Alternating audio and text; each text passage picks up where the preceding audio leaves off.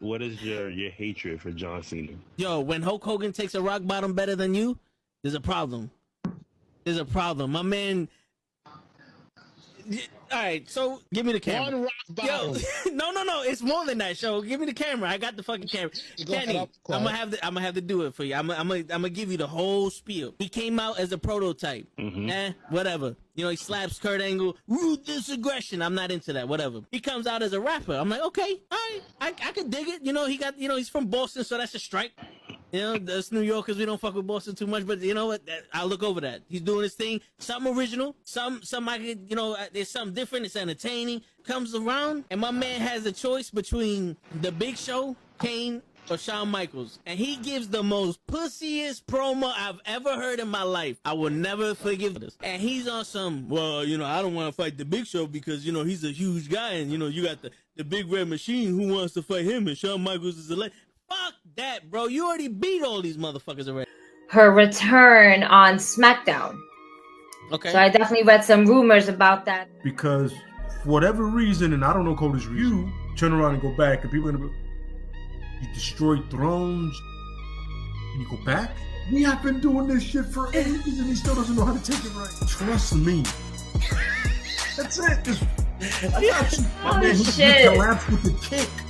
That's what I was saying. That's the way he didn't collapse during the sun. It was the kick. He's not even in his fucking chair when he gets in this fucking thing. He's not even in his fucking chair. Yeah, but he thinks, oh! There he goes.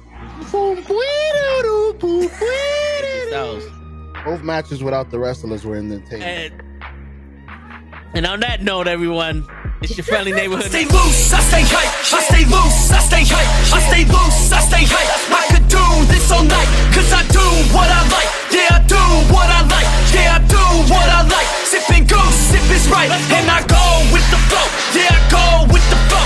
Yeah, I go with the flow. Cause I know I'm the show. In the zone, here I go. In the zone, here I go. In the zone, here I go. Yeah, they know I'm a pro.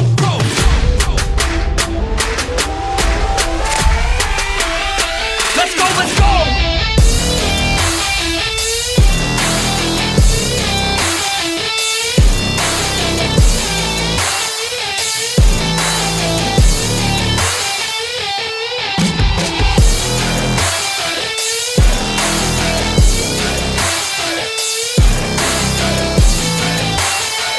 Yeah!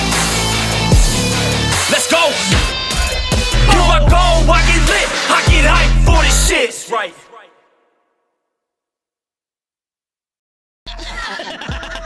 Word. He be like, I got a left elbow and a right elbow. I can break your face with an any elbow. Make sure that you get elbowed in your elbow with an elbow. Got the arm bar, get the phone ball, get around with the bomb ball. Daddy's gonna take you to Jersey Shore.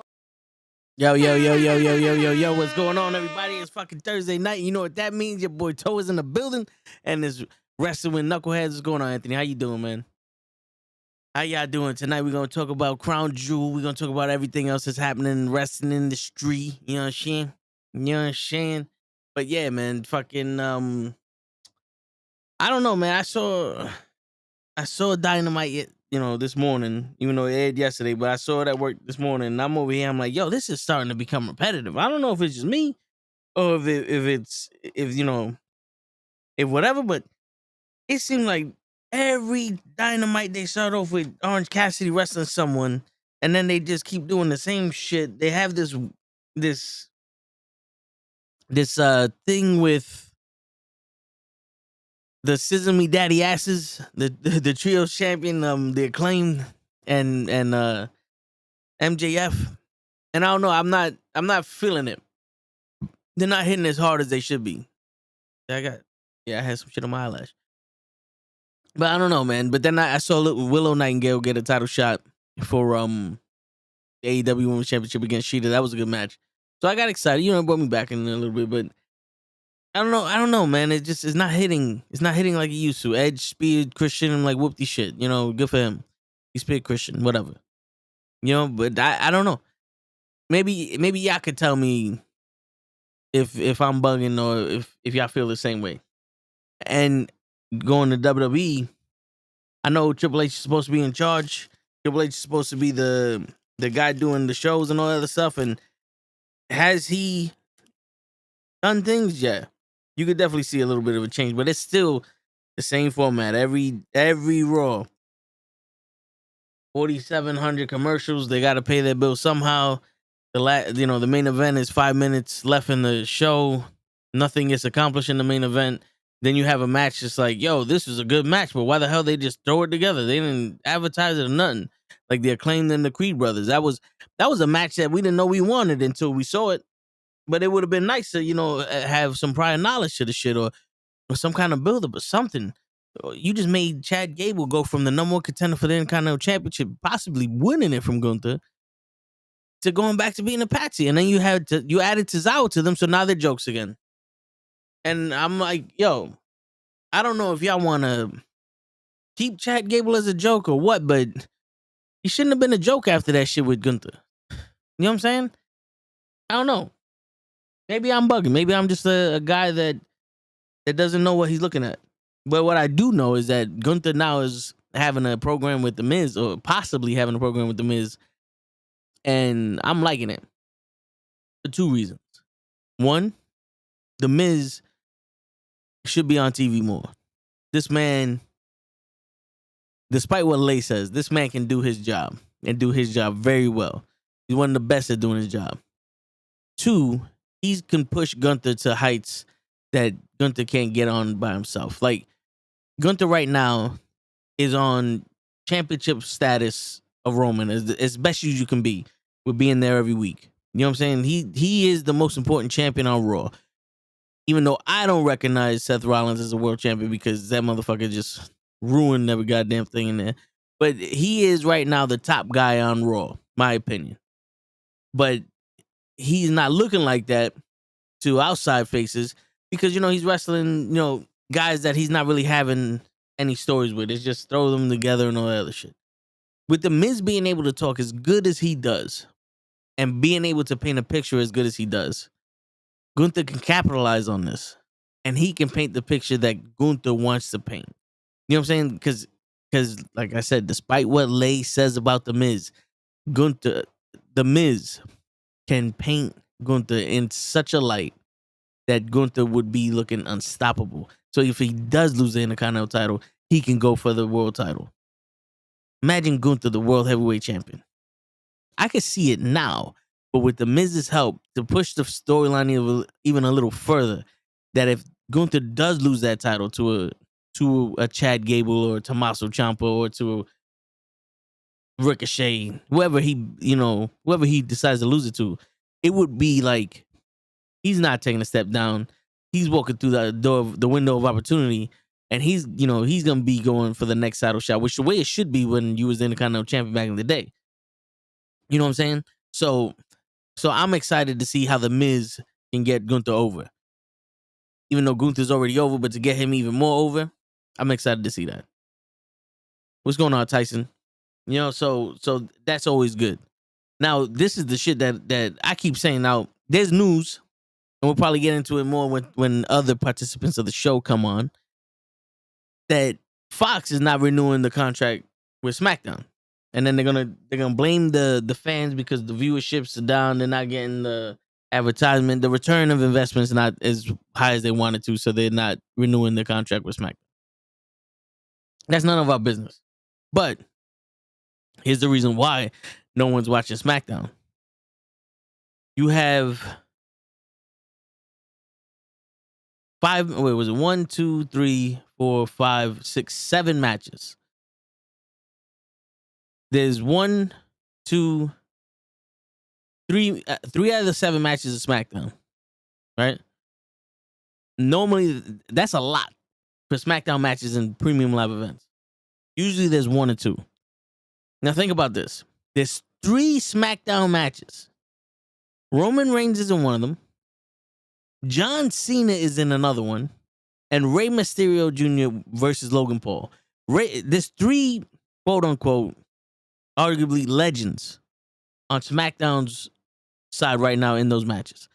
Cena came probably to promote or to help SmackDown get some more ratings because of the whole shit with Fox. We don't know. But hey, he's here. Plus the writer strike, right? So Cena's here. So he's trying to get some more ratings on the SmackDown side, fighting Solo Sikoa, right? So that's just a dumb. They're shooting injections in this. Logan Paul is also a celebrity, probably trying to get more ratings for Crown Jewel for the SmackDown side also. What's going on, Gigi? I don't hear nothing. She don't hear nothing. Nothing's new. So let's see. Every week. I got it. Oh, you got me? All right, good. I was saying every week there's you can't hear me or I can't hear you or somebody can't hear nothing. You're here. Yes. You're here by yourself. Oh my god. Finally, everyone lost faith in me after I took off last week. Damn. Damn, homie. Huh. But right now I'm talking about that Fox isn't renewing SmackDown's contract to air them. That's because they're not making the money. They're not making their money back. So I was explaining how they don't have any SmackDown matches on these premium live events. And the 3 that they have on this one has John Cena in it. The other one has Logan Paul in it. And the last one has Roman Reigns in it. Where's everybody else? Yeah, if Cena wasn't there, that match wouldn't happen. Nope. If Logan Paul wasn't there, Rey Mysterio would be fighting on SmackDown for that fucking United States Championship. Yep. Roman Reigns is probably the only one on SmackDown that's there versus LA Knight. You know what I'm saying? So it's like, why would anybody want to watch SmackDown? You're not making it seem important, except for when the Tribal Chief is there. Like, they should have Judgment Day run that show as well. And like have them take over. Be like, you ain't here. We're taking over. Like they did that one time when he wasn't there. And Rhea Ripley basically took over the locker room. Yeah. I mean, it would actually give people a reason to watch, and since they're the tag team champions, you can have multiple tag teams go at it. How cool would it be? You have a 3-way tag team match, one tag team from SmackDown, one tag team from Raw, and then the Judgment Day. I think it will work out, but you know, what else are we doing at the same time? What else are we doing? Yeah. That shit. Raw, we have a lot of stuff going on. A lot of commercial breaks. But there's only a few things that I can really remember from it. That's so bad. I remember more stuff on Tuesday nights NXT than I actually fucking remember what happened on Raw. I remember Lola being the breakout star. I remember I didn't watch all of it either. I can't even say shit. I didn't watch all. I was up to Carmelo Hayes. Matter of fact, I'm about to put that shit on while we do the podcast and be like, oh, so that's what happened. Yeah, right. But to be honest with you, it almost seems like, I don't want to say it's getting boring again, but it's like so much shit is happening for no reason. It kind of makes no point. It's like, if you don't watch Fast and the Furious, if you don't watch Fast and the Furious for the stupidity, you're not watching Fast and the Furious. So now wrestling is like, if you're not watching wrestling for a specific reason, you're not watching wrestling anymore. Like even AEW is starting to have that repetitiveness in their shows where I'm like, I don't know. And notice. It's like, do the champions need to defend this title every day? It's like, there's no growth in the division. Even with Roman gone, there's no growth in the division. That's the thing. There's no, yeah. Like no one's taking the opportunity to be like, I'm the HNIC while Roman's not here. They just shoved LA Knight inside a position, and he's just like, well, I can give it to me. I can take it. And he can. Yeah. And I don't know why they're having him hold hands with Cena though. I think that's more for Cena than for LA Knight. Just so people kind of. It's in a way is like passing the baton, you know. When you don't need to do that. Yeah. We did that already. We passed it to Roman. Yeah. You know what I'm saying? We passed it. The thing is that Roman's like, I ain't giving this up yet. Yeah, Nope. go find another one. Yeah. Tell them to start from the beginning. Yeah. There's 4 teams. I go get the second place's baton. Word. Don't touch my baton. Don't talk I to don't Seth even Rollins. know. I mean, let me look up what we got over her. Yeah, I got the matches open, but it. Oh, but I want to see it too. No, I hear you. It's one of those things. It's like, to be honest with you, on paper, this should be like an amazing event. But then again, Logan Paul and Ray came out of nowhere. Bianca Belair is wrestling Io Sky like out of nowhere. Like she wasn't even in talks until last week. Well, Cody you know, Rhodes- she fucking airplane. If it's not an airplane, it's a car. If it's not a car, it's a dog. If it's not a dog, it's a bitch. Like, what's going on your block, Gigi? Everything. I was trying to have parent-teacher conference today, and I kept muting myself. And then when I was unmuting myself, Shorty asked me, "Did you have a question?" I said, "No. I just want to be able to hear you." And she was like, "Okay." And I just stood there. I was just like, They said I had to be. Yeah, and Riley is doing.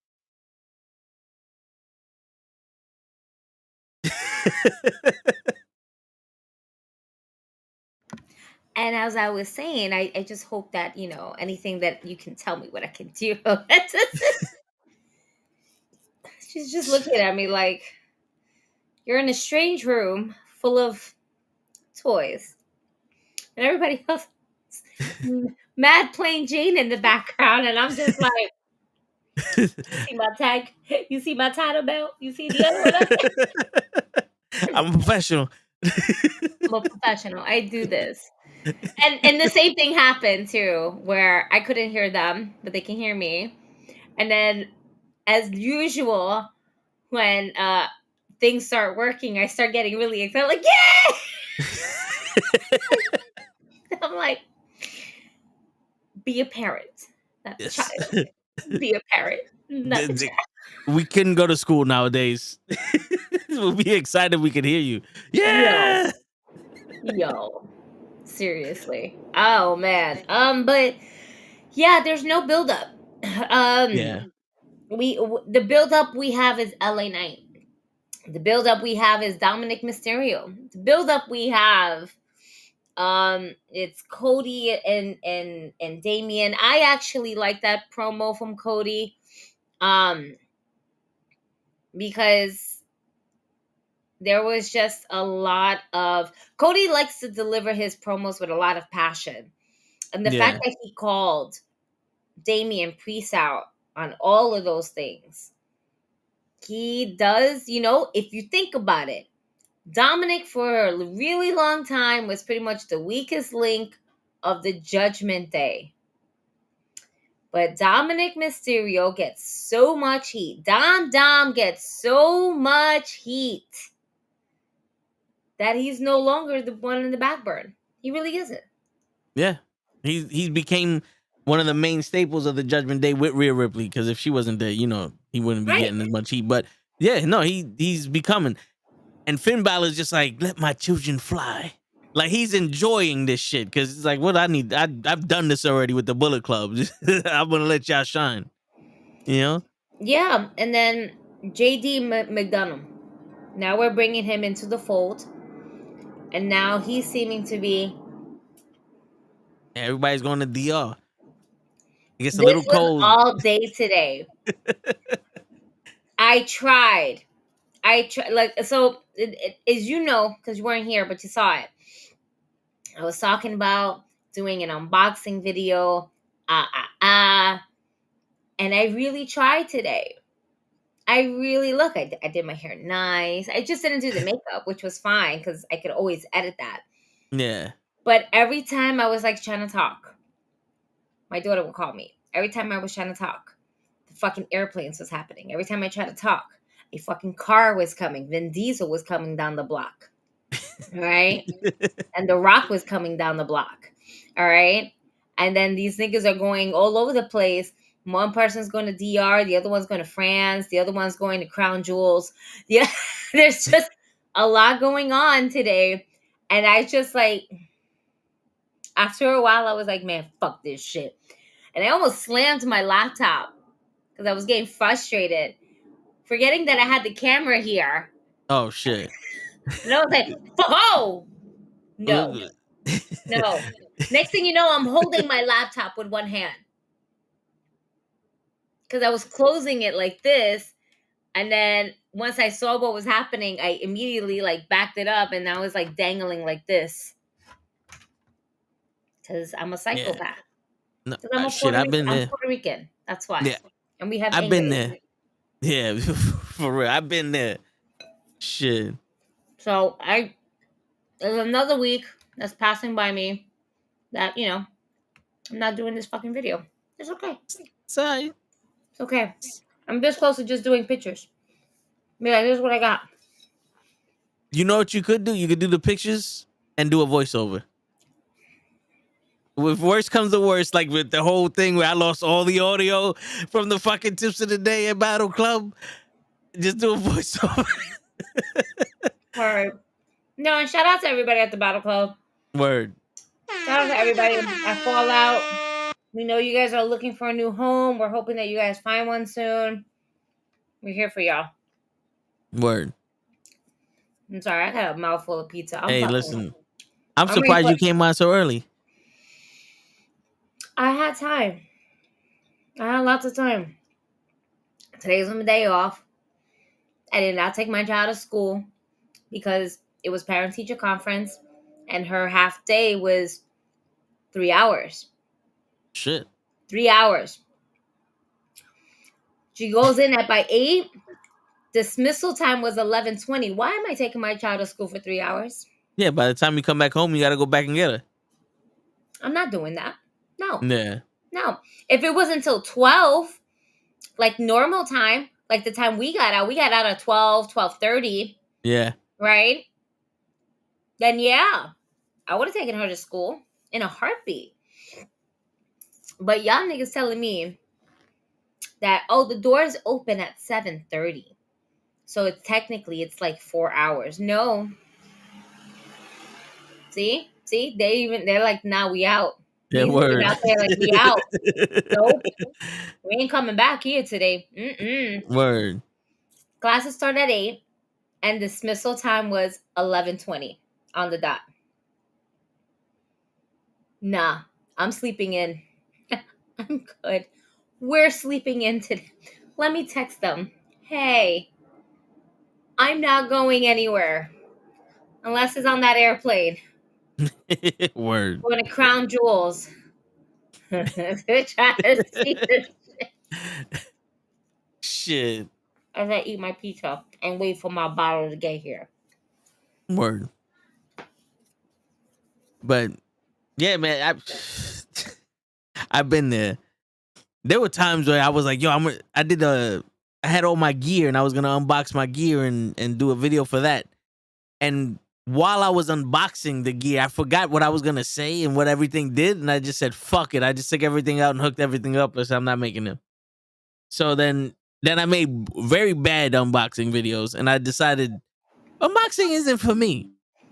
You know, because I've always been the type of person, I got this for me. I don't give a shit if anybody else sees it. Like, look, it's a mouse. It's wireless. Beautiful. End the video. I don't need to, I don't give a shit about the DPI, how many buttons. It's a mouse. It works. Beautiful. That's why I got it.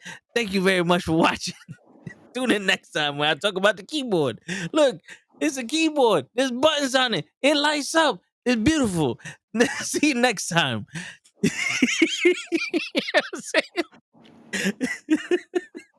Yo, I tried doing it standing up. It wasn't working. Then I was like, all right, cool. I could do it sitting down.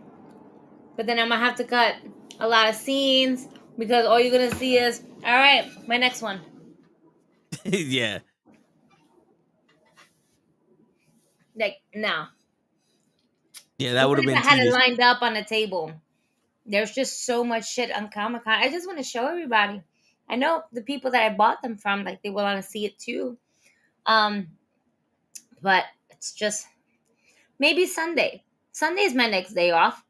Maybe I could do it. I don't have a child on Sunday. Yeah. I don't have a 9-to-5 responsibility that day. I'm not doing any podcasts. Yeah. And Crown Jewel is Saturday, so Crown Jewel is Saturday, which I will be working. Right. Yeah. Okay. But yeah, Sunday's a free day because you don't watch football like that, so you should be good. Are the Giants playing? I think so. To be honest with you, Kenny didn't give us the picks of the week, so I don't even know what the fuck is going on. This in that man, unbelievable. Word, my man. He loses his voice once and he don't know how to act. Yeah, the Giants are playing the Raiders. Boom. It's okay. I got a TV right here. I can watch the game. See, there you go. It's a win-win. And if this doesn't work out, I'm doing it live.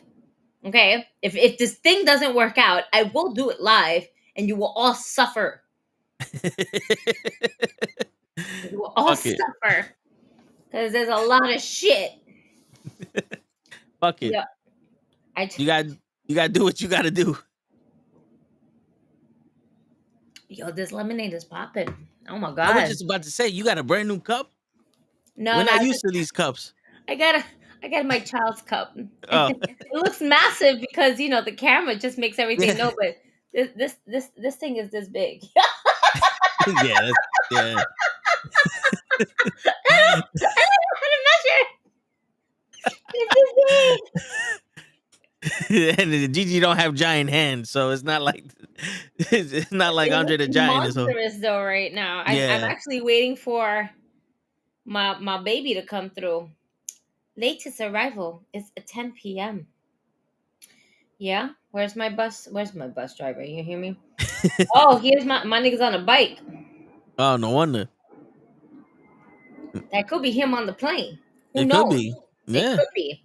That's all them dominoes fucking. Yo, these niggas are really flying out everywhere today. For real. Like, all day. We gotta check. Like, let's be real. I've been on this podcast so many times. We hear it all the time. This is the most I've heard these planes going off like crazy. That's gotta be like the 5th plane so far. And you haven't been on that long. That's like what, 10, 15 minutes. What's going on here?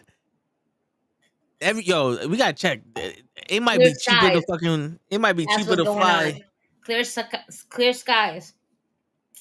Wait, let me check Saturday. Probably rainy. Partly cloudy.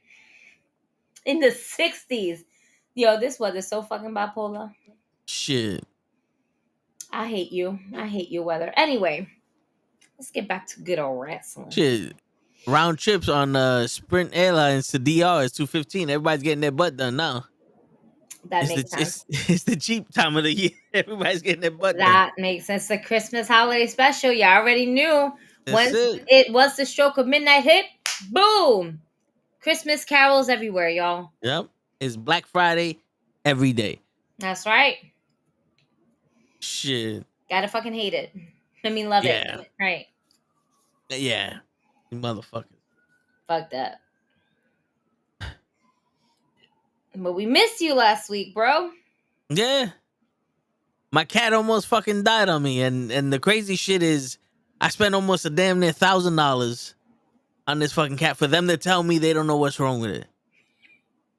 You take it to City MD. It's crazy because the dude was like, the dude was like, yo, you need to go do, you might have to go do a blood transfusion on the cat, but we don't do that here. You have to go to like the city thing, and that's gonna run you $1,200. I said, yo, how come every time you open your mouth up, I'm spending $300,000, $400,000, $500,000?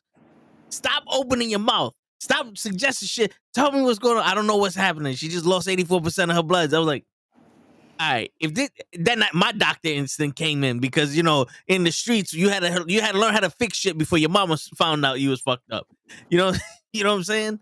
Yeah. Before your mama found out you was hurt, you had to learn how to fix shit. So I was like, yo, listen, do you have any kind of meds we could give this cat? Yeah, we gonna try that shit for now. I'm not in any financial situation to be spending $1,000 every time you want to touch this cat. For that, I'll cut this motherfucker open and figure out what's going on with it. All right. I watched a YouTube video. You know what I'm saying? Google is my friend here. Like, like what's going on here? Yo, for real. Oh man. I'm kind of looking at the card. But she seems to be doing a lot better that's now. Wow, so. And pet insurance is not going to do anything either. So no, yeah. These niggas, it's like pet insurance. Word. You want to know your copay? $1,000, buddy.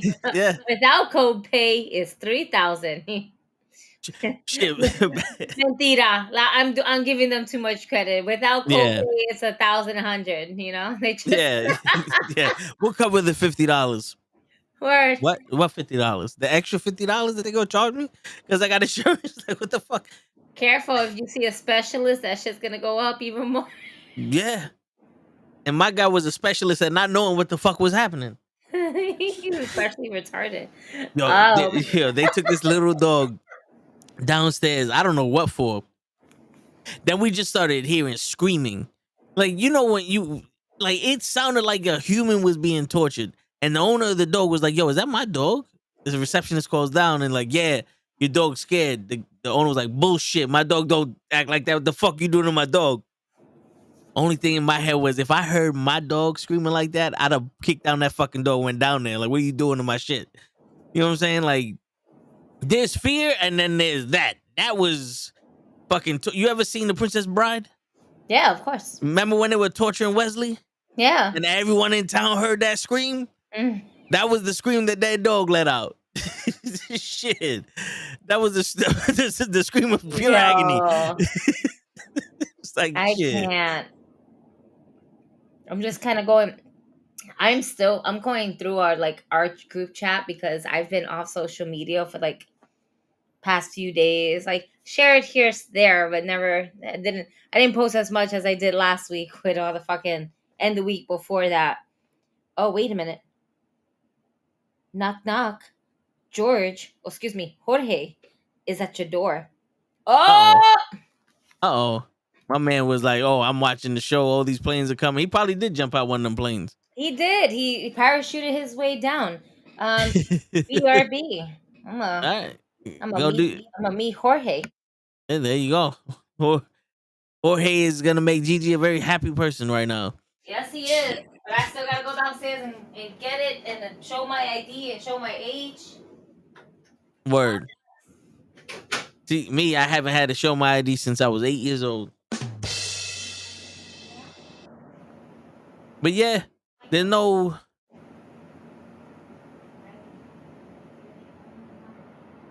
going back to the SmackDown thing, there's no promotion for SmackDown. SmackDown is just straight up Roman Reigns. They're not doing nothing else with him. If it isn't the Bloodline, it isn't SmackDown.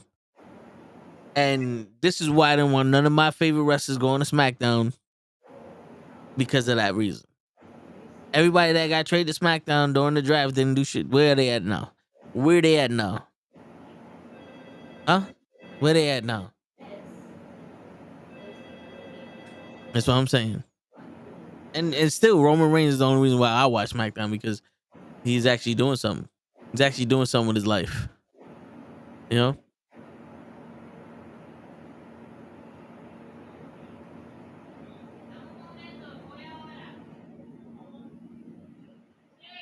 Shit. But yeah, man, we got Crown Jewel coming up on Saturday. It's gonna be in Saudi, which I don't know if they're gonna go with this little bit of matches. I don't know if this is a WrestleMania type event going on, because it doesn't feel that way. But I'm pretty sure they're gonna have the big fucking stadium, the big entrance, the big hoopla and all other shit, because it's Saudi. They have all these. This got to be the most women they had in Saudi since ever, and it's gonna be funny to see all these women covered up from head to toe. I want to know how they're gonna treat Rhea, if Rhea's gonna have all that makeup on or not. I don't remember how she was last time, if she was there last time. I know So we start. Yeah, I mean, she's the only one that you got to worry about because it's not like Oscar's gonna be there with all that face paint. But we'll see. I don't know the rules over there anymore. That I don't know if they changed the shit or what, but they're definitely throwing all them women out there. Now they're doing a show congruent with them. It's a house show. I forgot who's on that. But I wonder if that's just because they're trying to make money on the house show because not everybody's going, or is just because they didn't want to go. Saturday Morning Slam marked the WWE's first Saturday morning pro wrestling show since Live Wire in 2001. It is one of the WWE program yet to be shown on the WWE network. What? When the fuck did what? Was a short-lived American? Oh, I was about to say they ain't make no Saturday Slam event on Saturday. I'm trying to see if there's a fucking show. Who's on the fucking house show? All right.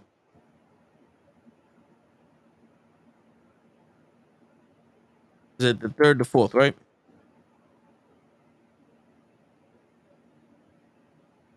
It's not gonna be the champions. Super show, Rochester, New York. Ricochet versus Shinsuke Nakamura versus Intercontinental Champion Gunther. So Gunther's not on the crown jewel. We knew that. Becky Lynch and Natalya, Viking Raiders match. Well, Viking rules match. I don't know who's in it.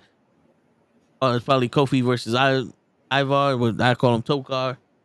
Carlito versus Austin Theory. The Rolling Brutes, Butch and Rich Holliday versus the Street Profits. DY versus Imperium's Ludwig. What? All right. Whoever wrote this list they just put everything down there. They didn't like their nicknames and then there's regular names all in bullet points. Tozawa versus Omos. Tozawa versus Omos. Okay. So this is gonna run congruent with the Crown Jewel event. So we're not getting Gunther. That's probably because why? You think that's because he's from another country? He don't want to lose his visa ship. I don't know. I love you. Becky's not in the.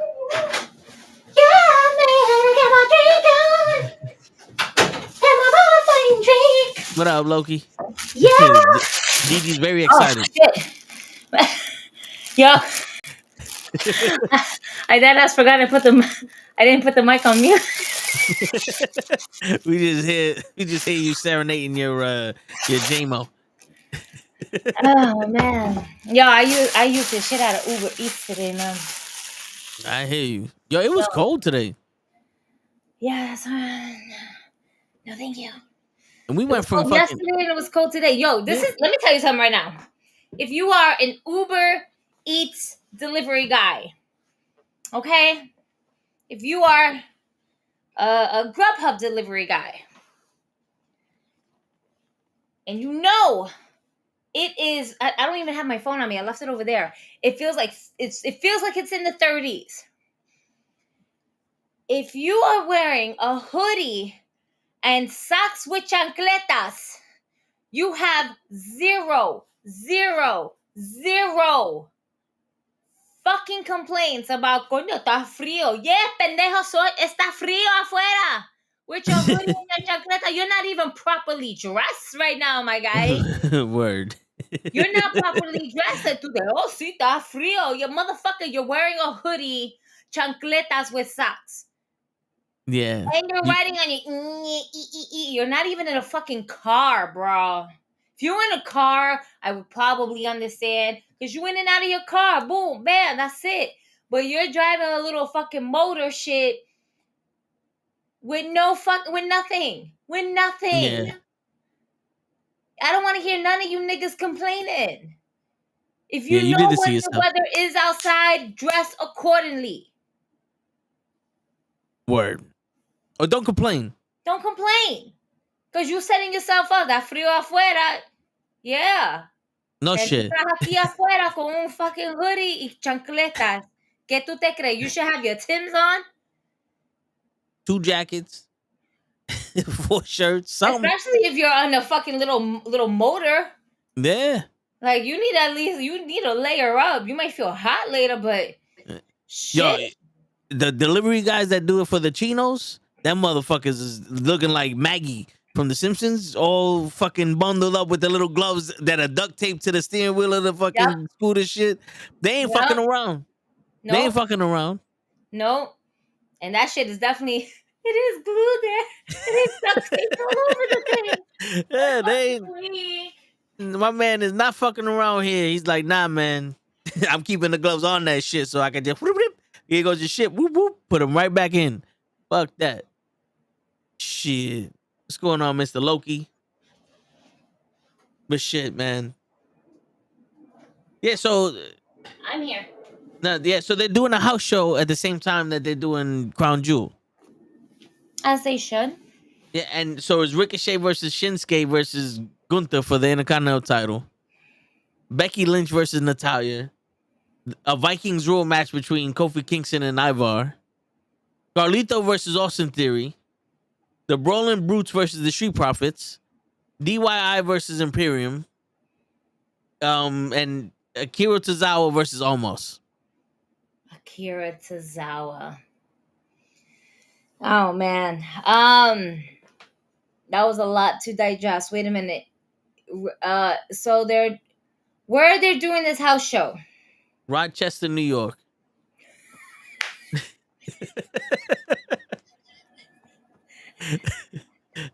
wait. These things is doing it in Rochester.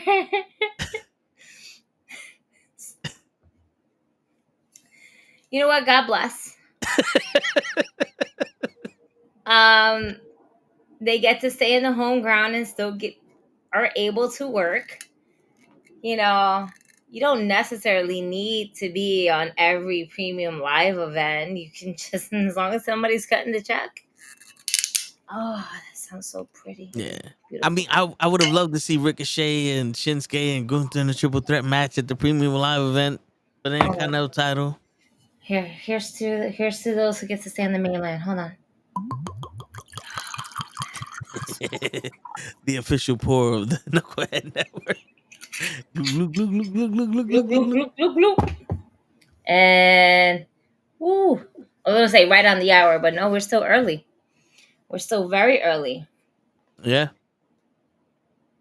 You know what's really good? This is like semi-chill since it's been outside.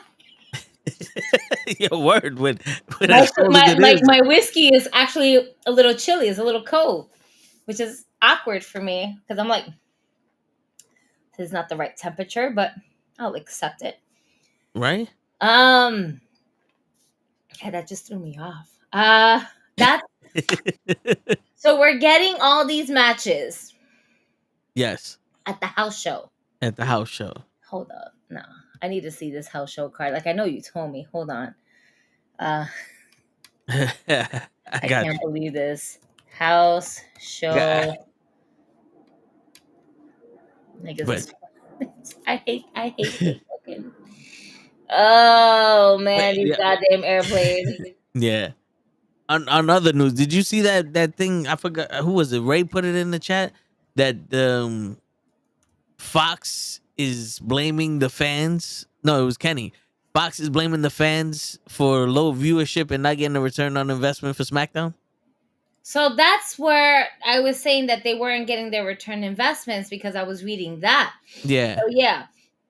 It says Fox CEO says WWE's audience was the reason why they couldn't make a return on their investments. This is why they didn't renew their deal with WWE. We're not hitting the advertising numbers due to the audience of the WWE for our return on investments to be above the levels that we would accept. But also, we didn't attribute enough significant retransmissions revenue to the WWE either. So it made sense for us to move on from them. They've been a great partner for many years, but quite simply, we were very, very disciplined on our ROI. Didn't meet our pre-discipline parameters. Oh my God. I was doing so good too. So we wish them luck and move on. I don't even want you to try to read that. Yeah, I tried to read it the first time. I said, wait a minute. There's a lot of double talking here. But yeah. So they're blaming the audience, but they're also blaming themselves for basically not advertising it or not just Showing attributing it enough to the SmackDown brand itself. It was some lazy ass commercials for SmackDown. The tribal chief returns. Like all you had to do was make that once, and every fucking week, that's all we saw. It just says they didn't meet parameters. Well, listen, oh, that's Cap. I thought that was Loki for a second. But not for nothing though. How we gonna meet parameters when SmackDown is full of shit until the Judgment Day? I mean, until Bloodline comes on. The LWO should have been a bigger deal. Carlito coming out should have been a bigger deal. What are they doing with Carlito? Send out the colones. They did everything he bitched about in the fucking Hall of Fame. They're doing to him now. They said, we got this motherfucker. It was 10 years later, but we got this motherfucker. We ain't forget. Wow. I want to see. Yes, I see that. No, that's not what I see the people that are on there. I just don't see the matches for this house show. Double main event. Oh, okay. I see some. Yeah, the way they bullet pointed is like they got the nicknames and then they got the people's name underneath it in another bullet point. Like, yeah, that's why I was like, this is a little bit confusing. Okay, so Ricochet versus Shinsuke Nakamura versus the Intercontinental Champion, the Ring General Gunther. The fact that we don't have this on a premium live event is outstanding. This is why. Why don't we have this? This is a match I want to see. Yeah. Becky Lynch versus Natalya, not so much. I'm okay without it. Yeah, they can stay home. I also do not like the Viking rules match because there's no. It's a hardcore match. It's a no DQ match. That's what it is. With shields. They just got shields everywhere. You're not doing anything for me. Yeah. I want to see. So remember how House of Black, when they had the trios match, they're under House of Black rules, right? And they had their rules. They had it out. And it was like, oh shit, this makes sense. Thanks, Sean. All right. Machine. Yeah. But the Viking rules does not come with any fucking rules. So what is the difference between a regular no disqualification match and a Viking rules match? What, we have Viking tools now that we can use and some accessories. Oh my god. Viking. It's like the fucking African drum beat match at WrestleMania between Big E and Apollo. That was garbage. You just put drums around the ring, and it was like, well, we can't touch them because they came from Wakanda forever. Then that was like, nah, this ain't that. Yeah, I don't. It would be cool if at least the way you win was different. But like you said, it's literally just a hardcore match with Viking tools around. Yeah, it's a no DQ match with Viking. Fucking, first of all, the Viking rules match. You don't talk about the Viking rules match. Word. Oh man, yo, that actually should be for Imperium, because the way Imperium is running, sheesh. Yo, for real. But it's nothing. It's nothing. It's absolutely nothing. It doesn't do anything for anybody. It doesn't make anybody look strong. It doesn't make anybody look weak. Well, it makes both of them look weak. Yeah. It's a filler match. Pretty much. We're making this into a filler match, and it shouldn't be a filler match. All right. Carlito versus Austin Theory. 1. I don't like Carlito's new music. It's not growing on me. It's not. Maybe I'm too bit of an old school head. Maybe, just maybe. You know, maybe I try to give it a chance. Maybe not. What really bothers me though, to my Apple core,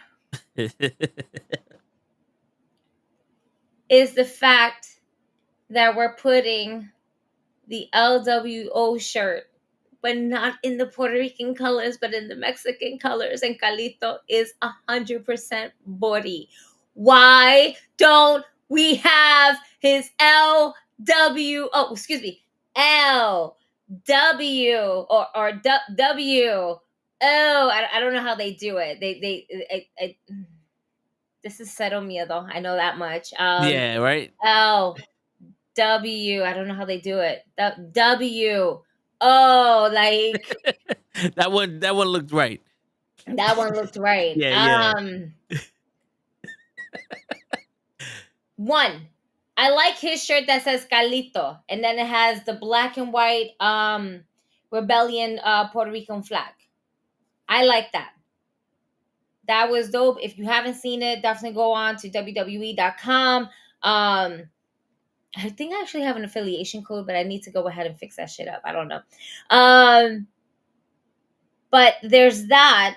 But then when he comes out in the actual LWO shirt, you just give him the Mexican colors. And it's like, if LWO is supposed to be for all Latino, then yeah, there you go. That shit is kind of hot with the apple as a star. Yeah. So I like this shirt. It's dope. I think it represents not only Carlito, but represents the Boricuas, the rebellious, and it's just a really cool concept of it. But when you have the man dressed up as a regular LWO shirt, let him dress up in the one that's with the Puerto Rican colors. Yeah, that's representing him. Okay? And then also, what are we doing with the LWO? We brought Carlito in, and we forgot about the other 2 guys. Yeah. They're doing jack shit with the LWO. Who are they? What's their names? Do we remember them? It's not Epico and Primo, I tell you that much. Yeah, Felipe and Ryan. I know one of them is white or some shit, right? Jorge and Celia Cruz. One of them is like Fitzpatrick. The other one is like a fucking Escobar. No, Escobar is the other one. Wow. Shit. Right. Oh, yeah, there got to be a Jorge somewhere around there, and a Phoenix. So it's Cruz de Toro, Joaquim. See, I knew it was something. Joaquim Wild. It looks like it. Well, I think I might be saying that wrong. But yeah, so it's Cruz de la Toro in Joaquim. The most Spanish name and the name that's far from Spanish. Joaquin. Okay. Joaquin. I'd have thought he was black. Joaquin's coming to the ring now. Oh shit, man on the mission. Yeah, nah, they're not. They made are him legit turning into WCW LWO, which I don't know if you guys remember. Yeah, it was cool, but they never got a W. Nope. They never won. They were the suckiest things. They were bad they were just as bad as BWO, which is Blue World Order. All right. And at least the Blue World Order, Stevie Ray got a world title shot. Facts. Think Stevie Cool got a title shot. Mysterio getting a shot at a title when it's not even the world heavyweight title. Yeah. All right. Santos Escobar should have been champion a long time ago. Santos Escobar should have turned on Rey Mysterio a long time ago. I'm tired of, he's my mentor. My mentor. Fuck that. Back in the day, your father was fucking feuding this shit with Rey Mysterio's daddy. All right, let's get the history right. Word. Okay, let's get the history right. Yes, we all respect each other, but guess what? We still compete. Yeah, no, yeah. That's this is it. kind of like Sting and Darby Allin. One to be like, this ain't it, man. This ain't cool. I'm out. Yeah. But they want to keep all the Latinos together. So that way they can keep an eye on us. They got Rhea with Damien. They're like, you need to keep an eye on him. Word. We can't put him with his people. They don't know how to act. He's too tall. He can't fit in the car. You know, we get like 12 of us in there, but that one tall motherfucker fucks it up for everybody. That's fucked up. Now I'm about to see who's the tallest out of this whole entire group right here. Oh, man. But moving forward from... Probably Carlita. Coming in at a staggering 5'9". Yo, I'm about to like really look this shit up. I'm weak. Okay, so bad. Damn, this card is so much better than Crown Jewel already. The Brawling Brutes, Butch and Ridge Holland versus the Street Profits. I'm not sold on the Street Profits. I think it has to do with their new look. I'm looking at them like, yo, are you trying to be Natalya or Goldust? Like, what's you don't look right in that attire, to me at least.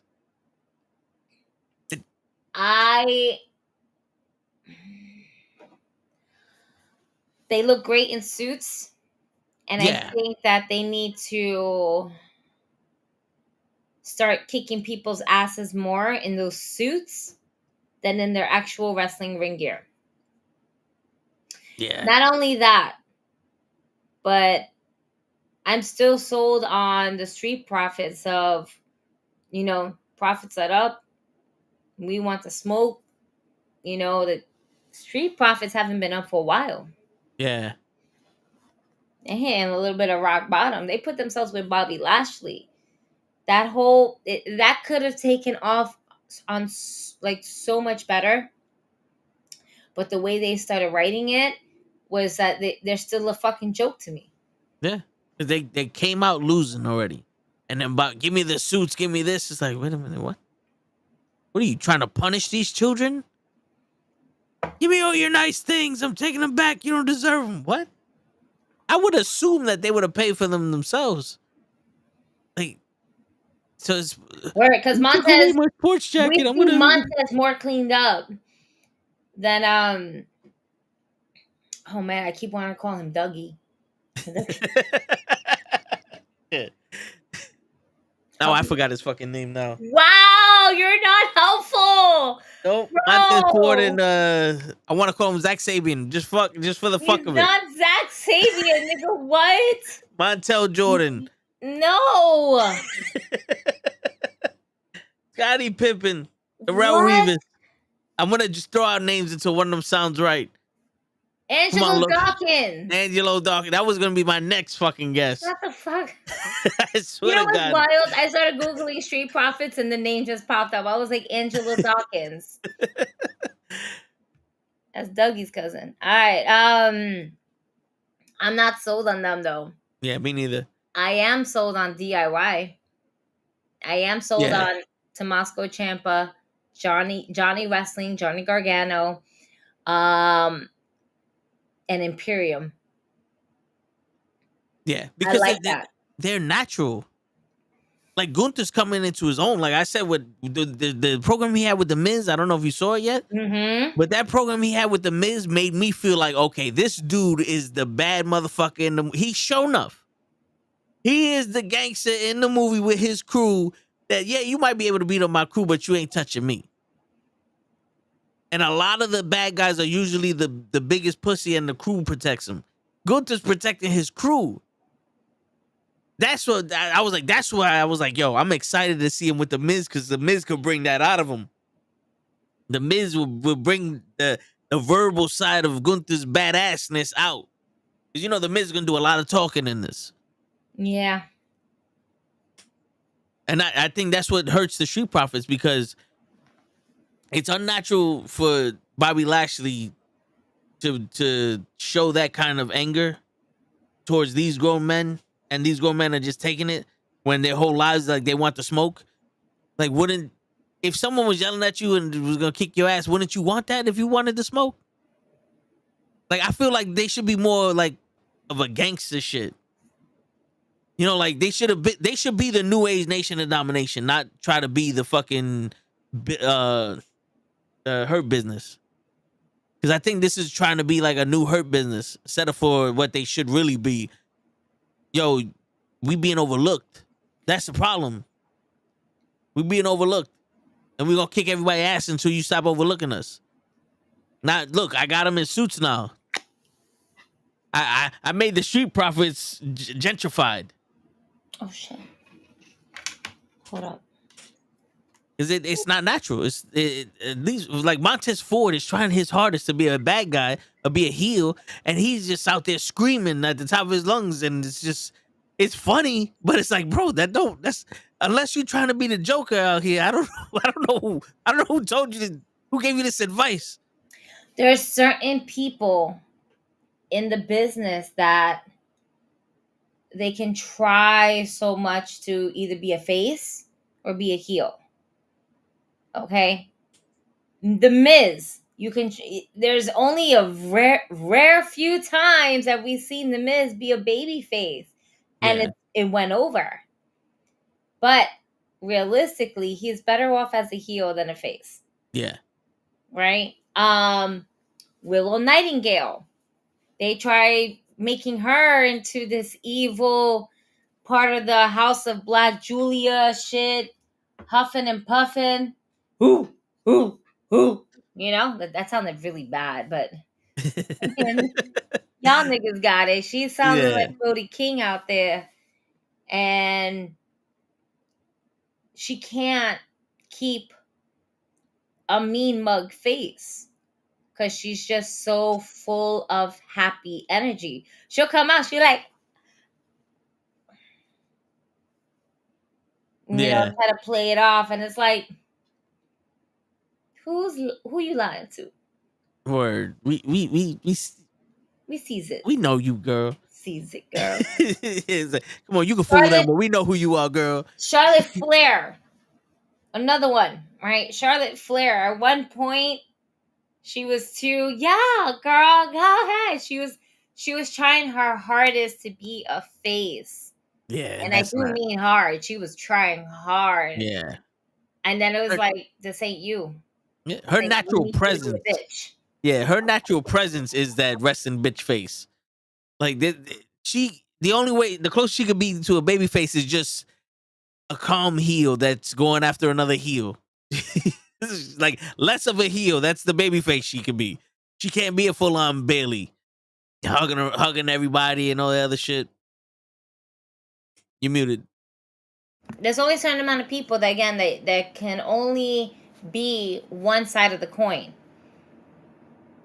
Yeah. No matter how many times they try to be the other side of the coin, there's only a handful, and I do mean a handful, of people that can only be one way. And that's either heel or babyface. Yep. Some people can do both, but there's always that handful of people that can either pull off one and only one. Yeah, like Randy Orton needs a lot of help to be a babyface. Yeah. But that's why he had the help of Matt Riddle. Yeah. And then people realized that we hated more Matt Riddle than we hated Randy. We just would rather see Randy. Randy. Yeah. So I shall be right back, though. You have the floor to yourself. Give me about 20 minutes. I'll be right back. All right. But yeah, so it's difficult for the Street Profits. That's what we were talking about before. It's difficult for them to get over with their persona now, and like everybody wanted them to turn heel and join the Hurt Business and all that other stuff. That's cool, but I really think if they would have just came out on some like, you could be well-dressed gangsters. You could do that. You know, it's actually kind of scary. Like, look at Gunther. Gunther's a well-dressed bad motherfucker. you can do that as the Hurt Business. I mean, as the Street Profits with Bobby Lashley. Bobby Lashley's another well-dressed bad motherfucker, but when they adding too much of a story, like they're trying to do too much acting in there, and that's what's hurting them because what they naturally act like isn't these heels. They just whoever wanted could get it, and you can do that as a bad guy, but that's when you throw in them little sneaky shits. And I don't know, it's looking like they're not putting enough time and effort into telling the persona. Like they want this story out there already. Like they're like, yo, fuck it, we're together. I want you to recognize us like they did the Judgment Day. And the Judgment Day had to go through so many different iterations. And Rhea Ripley had to evolve so much to get the Judgment Day over. Because to be honest with you, Rhea Ripley's the one that got the Judgment Day over. Especially with the shit that she did with Dominic. Her being that bad influence girlfriend of Dominic put him over. And now everybody loves Rhea Ripley because she's coming to her own. And just everybody's reaping the rewards of that shit. And Rhea's just acting natural. Because she bought into that whole bad girl influence shit. You know what I'm saying? Pretty sure she's having the time of her fucking life. She's probably like, yo, I wish I could have done this shit when I was younger or something like that. You know, everybody want to be that little bad boy, bad girl type thing. You know what I'm saying? She probably was like, yo, I'd rather do this shit than look like Vegeta. You know? And I'm referencing her in the WrestleMania against Charlotte when she was dressed up as Vegeta. But the Street Profits, there could have been a lot more. I honestly think SmackDown is a big hindrance when it comes to trying to build up wrestlers. Like LA Knight works because he was already popular coming into WWE. So he kind of works. Ray works wherever he goes because he's a legend, but the LW ain't working because they're not really doing much with him. Cena got all of his fame on Raw. So, you know, he's just... Look at Austin Theory. Austin Theory was a mainstay on Raw. He was almost a main eventer with fucking Seth Rollins. He went from Seth Rollins, who's the world champion now, feuding with him for months, to fighting Carlito. And I'm not saying nothing about Carlito. Carlito is a legend, but Carlito just came back, not getting the reception he is. He's a part of the LWO. They don't know what to want to do with him, and they throw Austin Theory there. What? Like, Austin Theory did nothing on SmackDown. Like, they literally was like, yo, fuck this. I don't like him. Throw him to the side. Fucking put him in the back. You know what I'm saying? Like, it's becoming a death sentence to be on SmackDown. And I said this shit before during the fucking draft. This is why I said I only wanted my certain people to be on the fucking on Raw. Because if you Roman Reigns, that's the only one that's really doing it on SmackDown. You put the Street Profits on Raw, have them up against the New Day with their new click. I know everybody, like, the New Day is the Miz of the tag teams, but you know something? At least you're giving the New Day something. The New Day can get you over. Put them in there with DIY. Put them in there with fucking Toka and Razor or whatever the fuck. Like, this time actually make it serious because Toka and Razor, they're trying to be serious with Valhalla. But I've noticed when she cut that little fucking 5-second promo with Adam Pearce, she was starting to smile too because she was thinking all that shit was ridiculous. What she was saying, you could see it in her fucking face. You could see it in her face. It's that's what it is. They're rushing the shit. They're not letting it marinate and come out to fruition naturally. They're rushing the shit and they want the Street Profits and Bobby Lashley to just be over already. Which they would have been if they would have let it naturally happen, naturally progress. They just showed up one day and like, are they with Bobby Lashley? I guess so. Oh, they got suits on now. They're beating people up. Okay, they're gonna be a bad team. All right, let's do this. I'm ready for it. They lose. All right, fuck it. Damn. All right, now, we're back. Bobby set them straight. They lose. All right, we're done with this one. We're done with this team now. And it's not about winning and losing, but when you make them look stupid, it kind of is about winning and losing because now, what are they doing if they're not gonna go over once? You know, if they're not gonna drive that shit where they'd be undefeated for a little while, and we actually need a good team to come stop them or some shit like that. You know, it's kind of pointless. The Brooklyn Brawlers of this shit. Give me a second. Let me blow my nose.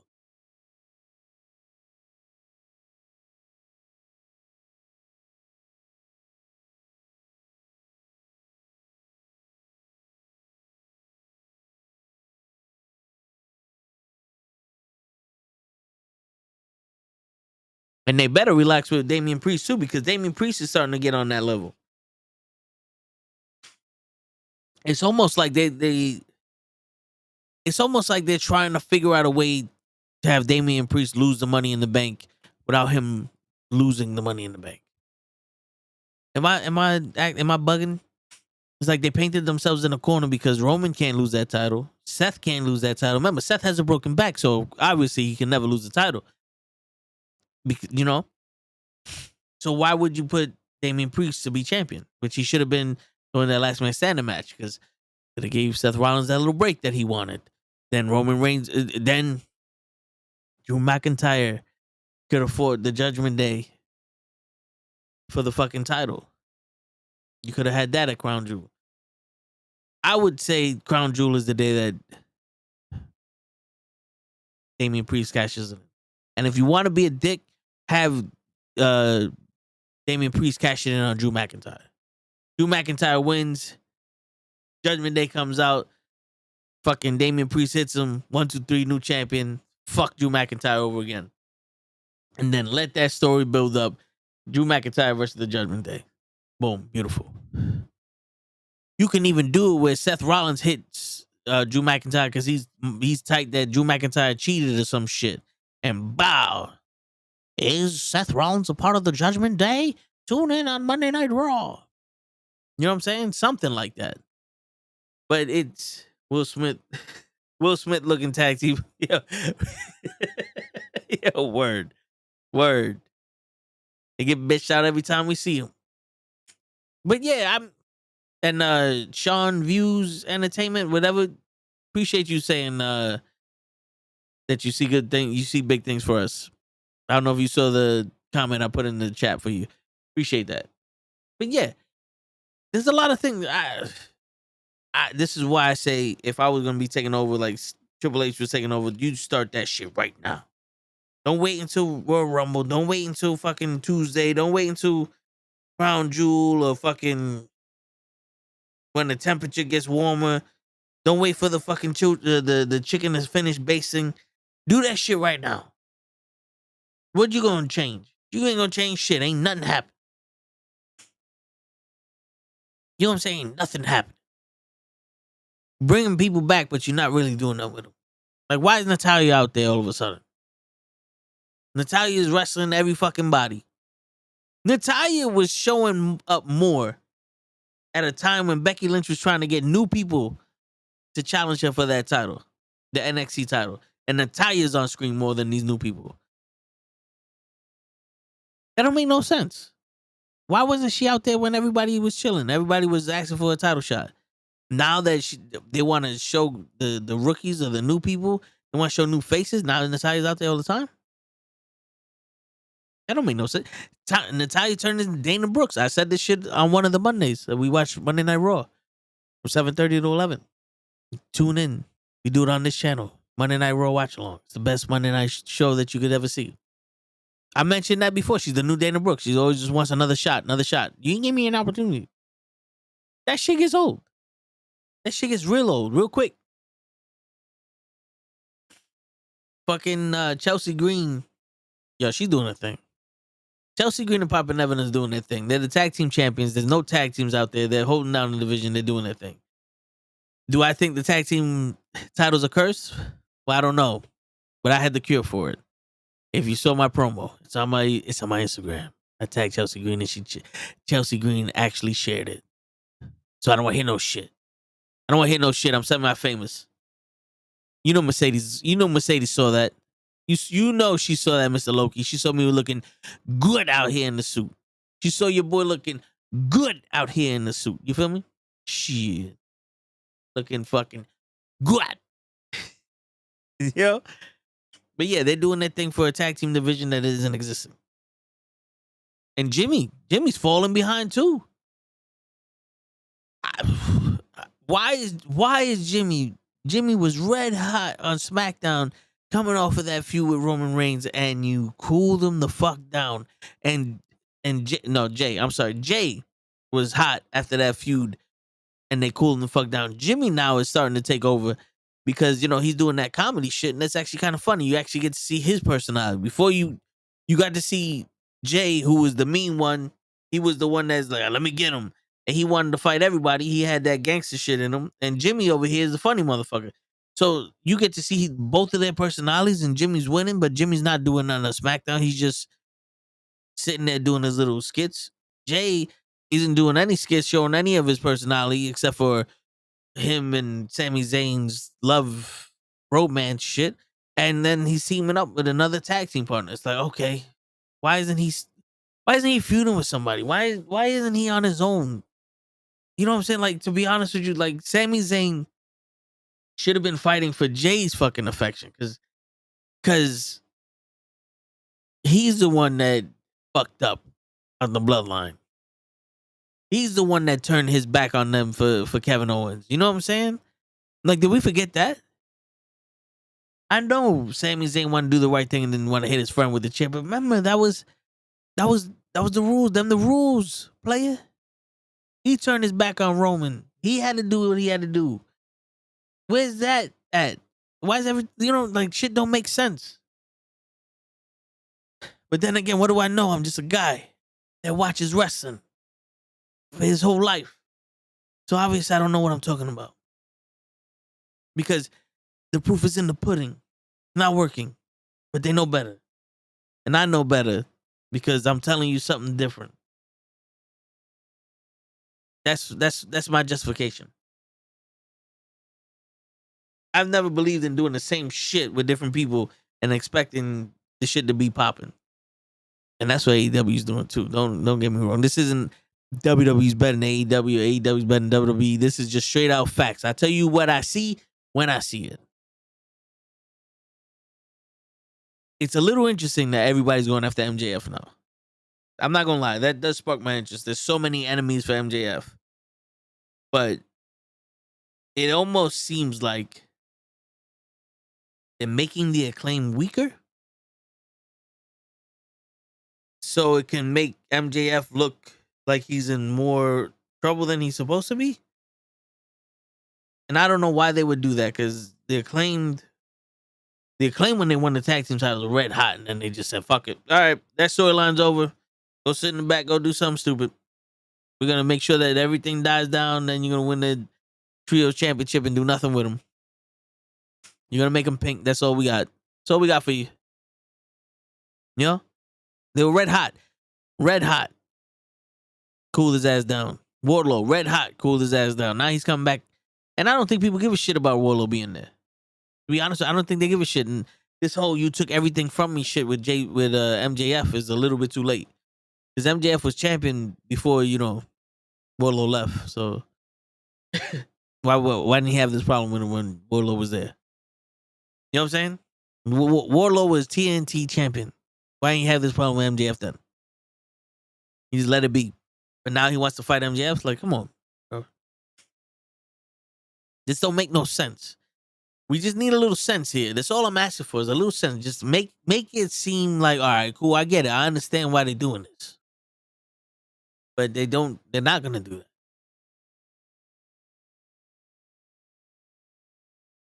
We got the fucking Valhalla and Viking Raiders. They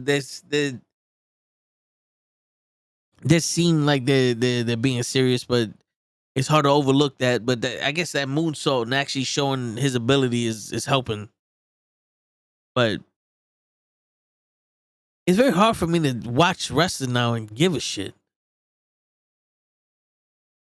And I know my attention span is only 34 years, 35 years. And that's a short attention span, but I kind of need a little bit more effort from this shit for me to be interested in shit. Because it's sad when all I give a fuck about is, all right, what's Rhea Ripley and the Alpha Academy going to do? Because Alpha Academy's funny and Chad Gable was doing his thing and Rhea Ripley's shining. And then on SmackDown, is Roman Reigns there? Nah? All right, I don't give a shit.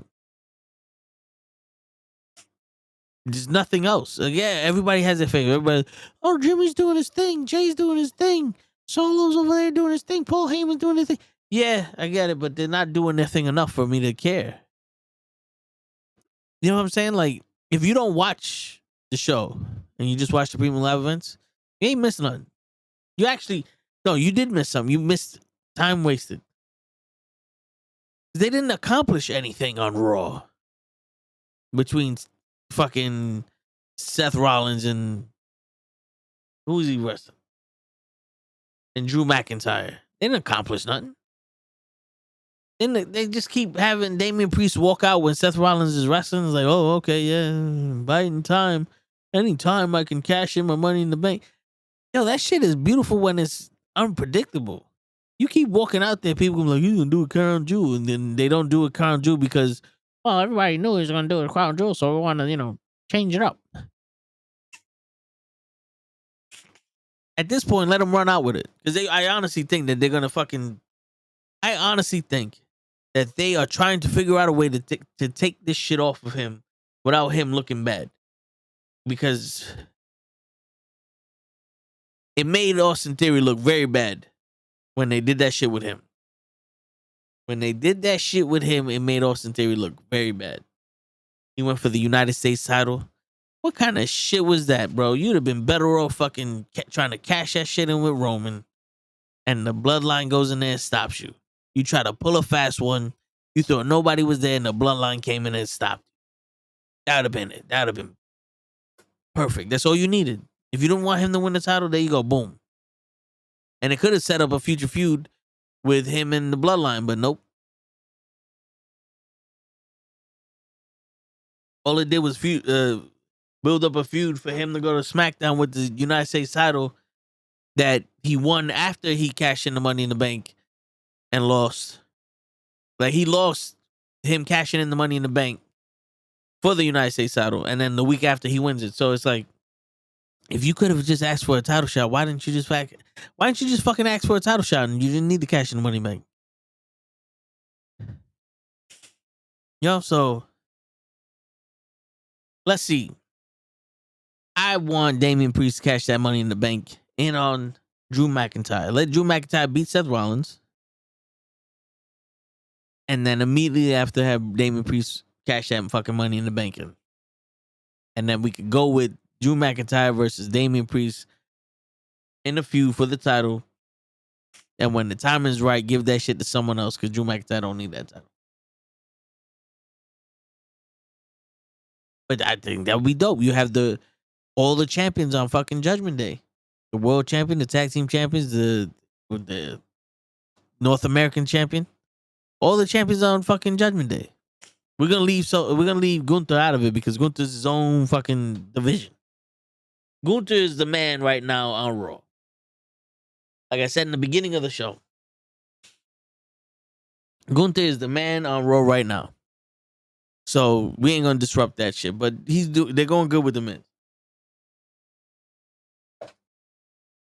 And that has nothing to do with them. That has everything to do with the Miz.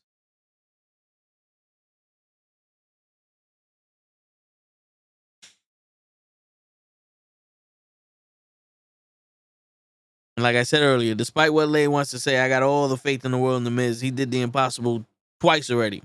Well, 3 times. He became a wrestler, he became a Grand Slam champion, and he became the first ever 2-time Grand Slam champion.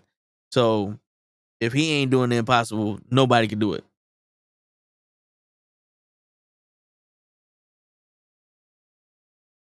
I don't know. My nostrils are swollen, so trying to breathe in some Vicks is not helping. I don't know what's going on. But yeah. I'm trying to buy some time for when Gigi comes back. We can talk about Crown Jewel and our predictions. But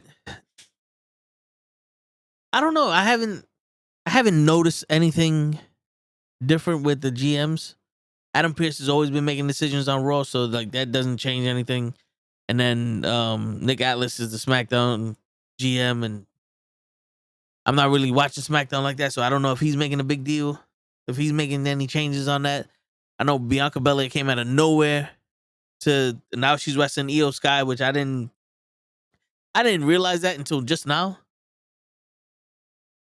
Like, you would have thought it would have been a bigger deal with Bianca Belair coming back, but it didn't happen on social media. Like, social media didn't blast that up. They didn't make mention to that.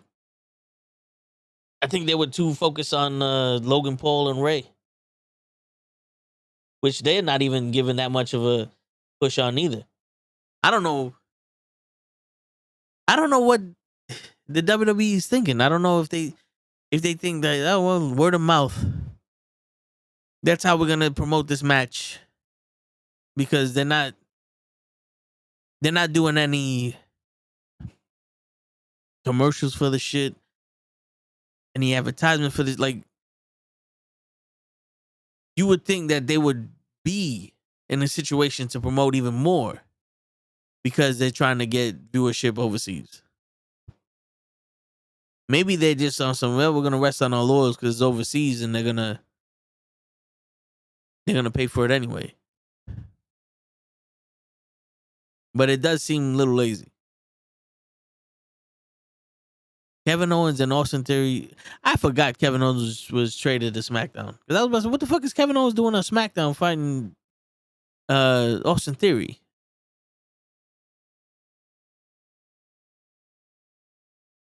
The Brawling Brutes versus Pretty Deadly in the Danny Brooke rules match. Like, why wouldn't that be on the pay-per-view? Why wouldn't that be on the premium live event? You have all these special stipulation matches on Raw and SmackDown, and none of them are in the event. And I don't even know why the Brawling Brutes would be wrestling the Street Profits at the house show.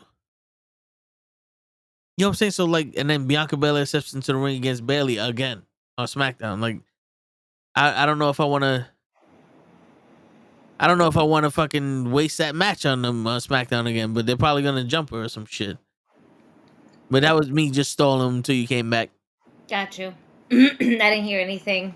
I Yeah. was actually watching Money in the Bank. I don't recall the year, but Naomi was still a Funkadactyl, Oh shit.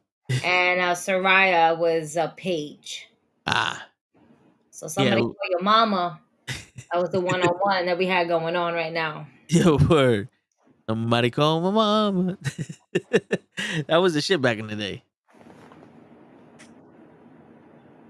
But yeah, I elaborated more on the Street Profits. Then I went into how Austin Theory became nothing on SmackDown.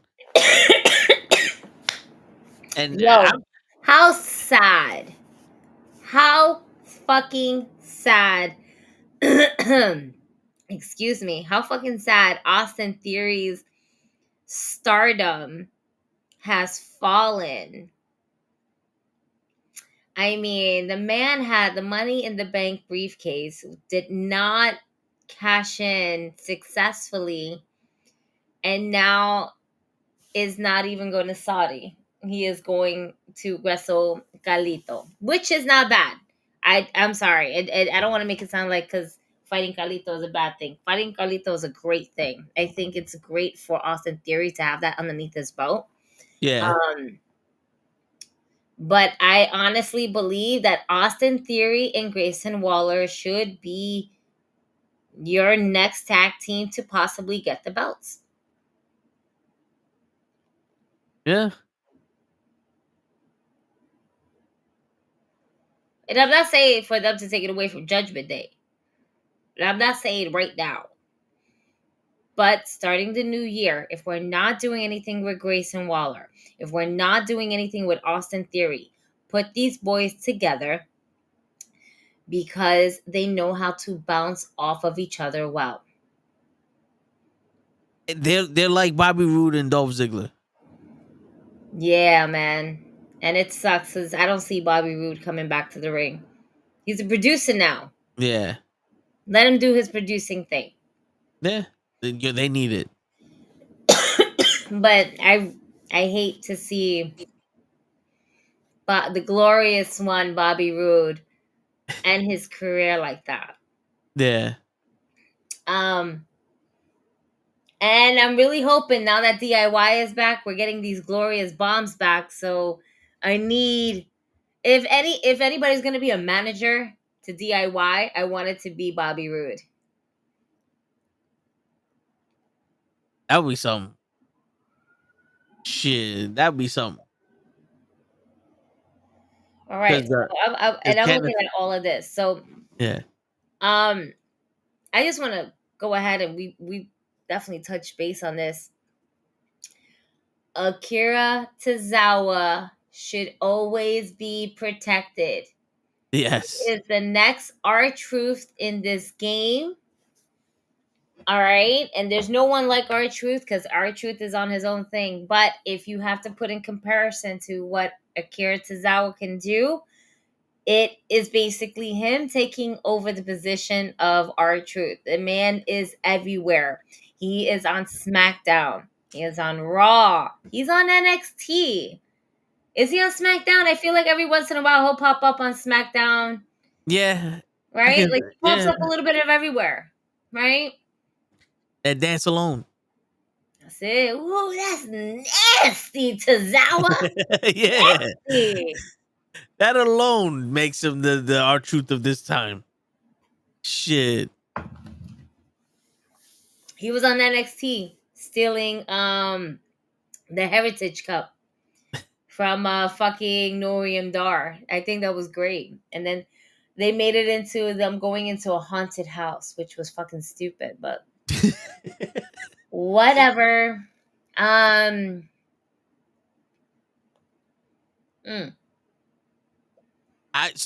said this. I feel like they're trying to figure out a way to get the Money in the Bank briefcase off of Priest. But I also feel like Damian Priest should cash it in this Saturday on Drew McIntyre. You think Drew McIntyre is going to take that W? No. But if Damian Priest is going to cash in the Money in the Bank, I want Drew to win the title and immediately lose it to Damian Priest, because he's always like, I can't get over the bloodline. I can't get over the bloodline. And now we got the Judgment Day fucking him over. So at least I can go into a program between Damian Priest and Drew McIntyre. But that kind of defeats the storyline that they're doing right now with Mommy being involved with Drew McIntyre. It kind of interferes with that. I see what you're saying, and I would want that. Do I think it's Damian Priest's time right now? No. You know what I want them to do? I want them to do it the way they did it with Big E. End the year with Damian Priest as your winner. And shock the world. I would like that too. Because I'm give Seth Rollins his fucking, his flowers, his whatever. Let him be champion. Yeah. But by the end of this year, I want Damian Priest on the last episode of SmackDown or Raw, whatever fucking last WWE house show event it is. I want Damian Priest to cash it in and let his year end with a W, with him holding the title and him starting the new year as the champion. Word. Let people chase for that for the Royal Rumble. I would like that. I would like that too. They just can't announce it like they did Big E. Because they kind of ruined it. Oh, Big E's going to cash in his Money in the Bank on Raw. And there he goes. It's like, you ruined it over Twitter. Did he? Did they? Yeah. They're like, oh, Big E's going to go challenge what's his name on Raw for the Money in the Bank. And I'm like, well, what? I don't remember that, but I guess that I smoke a lot of weed, so I guess I don't. You got the good memory here, so my friend. I can barely remember what happened to me last week. I don't want to remember what happened to me last week. I just know it's seared into my brain the disrespect they have for Big E. Big E was my hero. And you broke his fucking neck. And Brock Lesnar taking the title off him every chance he got. He's not even the champion anymore, and Brock Lesnar still taking the title from him. It's ridiculous. Nah. They did the New Day real fucking dirty with the title and Brock Lesnar. Especially Kofi. Big E, Yeah. at least he put in a fight. You know what I'm saying? Kofi, they just like, nah, you just gonna take this L in 5 seconds. Seriously. I'm And waiting that for was them to. disrespectful. That was so disrespectful. I'm actually looking at the card for Crown Jewel right now. Yeah. It's not a bad card. It's No, it's not. not. I'm trying to tell myself these things. It's not a bad card. Do you have the pre-show with Sami Zayn versus? Yep. Yeah, Okay. I sure do. I had to scroll all the way at the bottom to see this because they started off the article with like the main event. So, which I never understood. When you write an article, you want to start off with the kickoff show and then all the way at the bottom. Yeah. But I digress. That's just me being a nitpicker and how I would block. So Sami Zayn versus JD McDonough. I think Sami wins that. I am underneath the impression that Sami will win this. Is Kevin Owens going to be on this show? Kevin Owens is not on this show. Nope. He's on SmackDown though. He's wrestling Theory.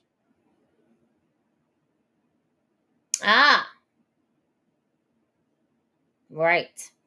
Yeah, he's wrestling Theory on SmackDown. I forgot we have SmackDown tomorrow and then the show. Gotcha. Sami Zayn going back to Saudi though. Wow. What up, Matt? Hi, Matt. As I'm stretching. Oh my god. You think they're gonna give him that reception that they did last time? Yes. Because not for nothing, it really dropping the ball with him putting him in the kickoff show if he's gonna get that reception. Because imagine how much they would have popped if he would have been in there. But imagine, but I want you to think about this in this perspective. The kickoff show, they always give them more time than they actually do with the matches on the premium live, on the main card. So we're going to get a little bit more of Sami. We're going to get a little bit more of JD. More than what we would get of them if they were on the main card. So that I'm gonna take that into it, and it's in Saudi, so they're trying to give them a good show. Plus, on top of that, if you really think about it, either you have Sami as starting the show, getting the crowd hot, or ending the show. And then in this point where he's at in the storyline, he can't end the show. No, he can't. But it's all good. We're still getting the Sami love, where he's still going to be put over heavily. Mommy's not going to want to fuck with JD no more. And then we're going to move forward. But I don't see Kevin Owens. He's not going to go to Saudi or else he would have been over there. It's just to warm up the crowd. Yeah. And you don't really need much to warm up the crowd when you have someone like Sami. And he's hot. He's still hot. Yeah. But coming off of that him and Jay were fucking skyrocketed to the top with their bloodline feuds. And then as soon as they came off of the bloodline feuds, they were like, all right, we're going to start back at zero. It's like, that should have never happened. I don't think they started back at zero. I think they stepped down a notch because maybe they didn't want to be in that. There's going to be more to it because you have Jay now possibly about to start this feud with his brother, or continue the feud that he has with his brothers. And Sami doesn't have Owens. So if they're going to put Sami with anybody, they're going to put Sami with Jay.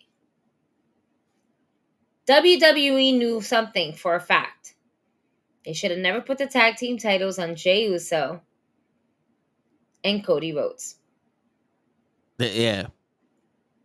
Because it seems like now they just did that so that way Jimmy can screw him. But Jimmy could have screwed him during the match and stopped him from winning the titles.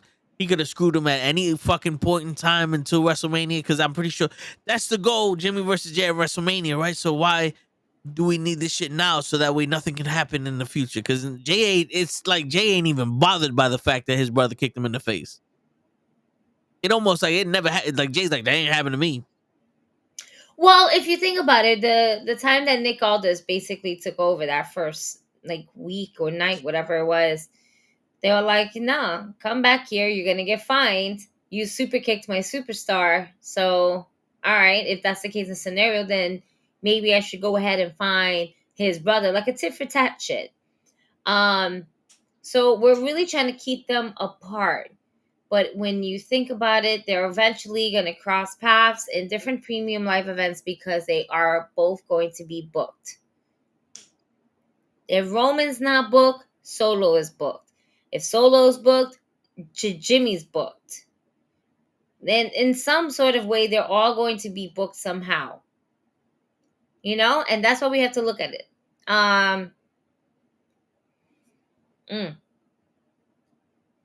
Sammy said he was done with the bloodline, but he ain't done.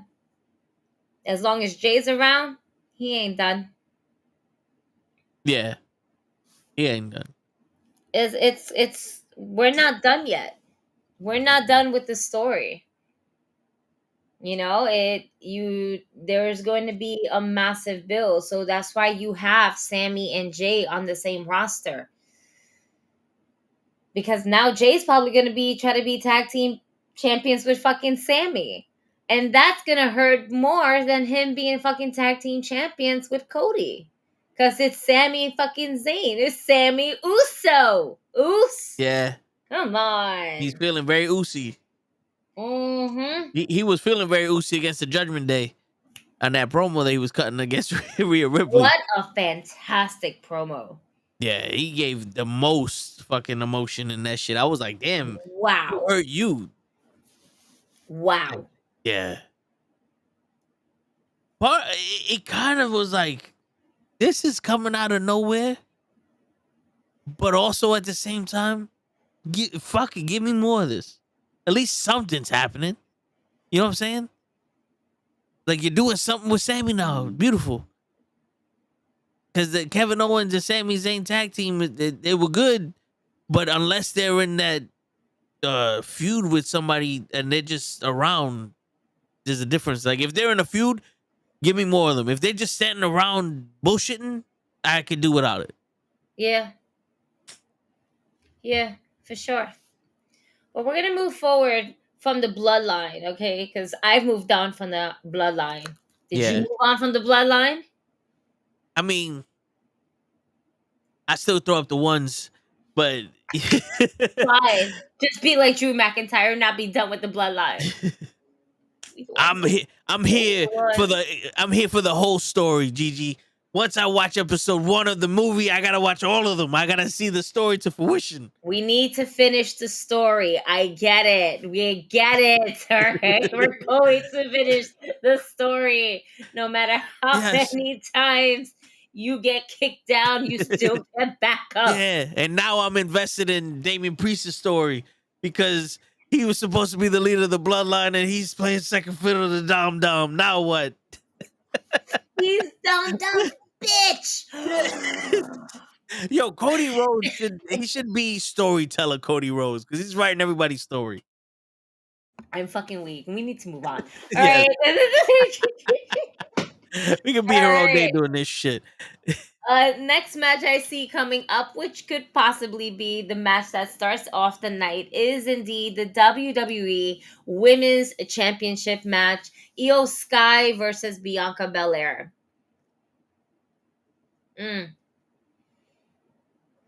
Bianca's not going to win it.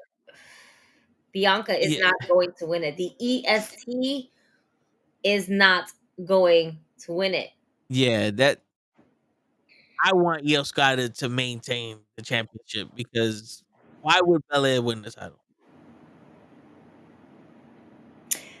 If you really and think about it, Io has so much star power on her own that, in all honesty, like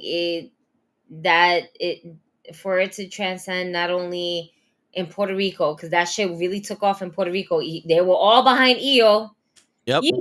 But they weren't behind Bianca. Yeah. You know, and you got to think about that.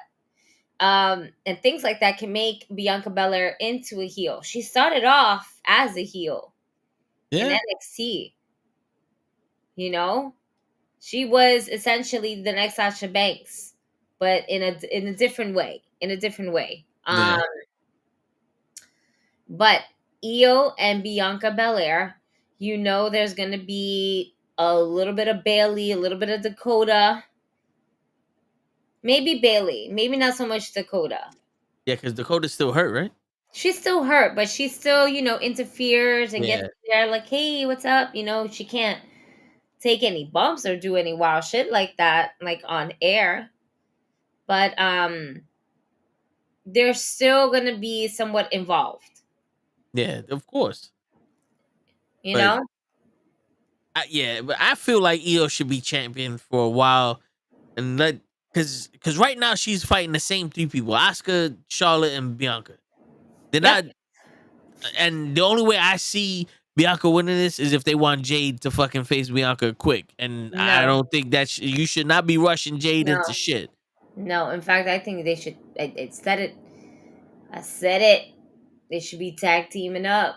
But Bianca Belair is such a star power on her own. She doesn't need to be in a tag team. Is money while Io is in a group that we don't talk about or care about? I wouldn't say about that. Listen, she needs to leave the group. I don't think she needs to leave the group. Jay, I don't think so.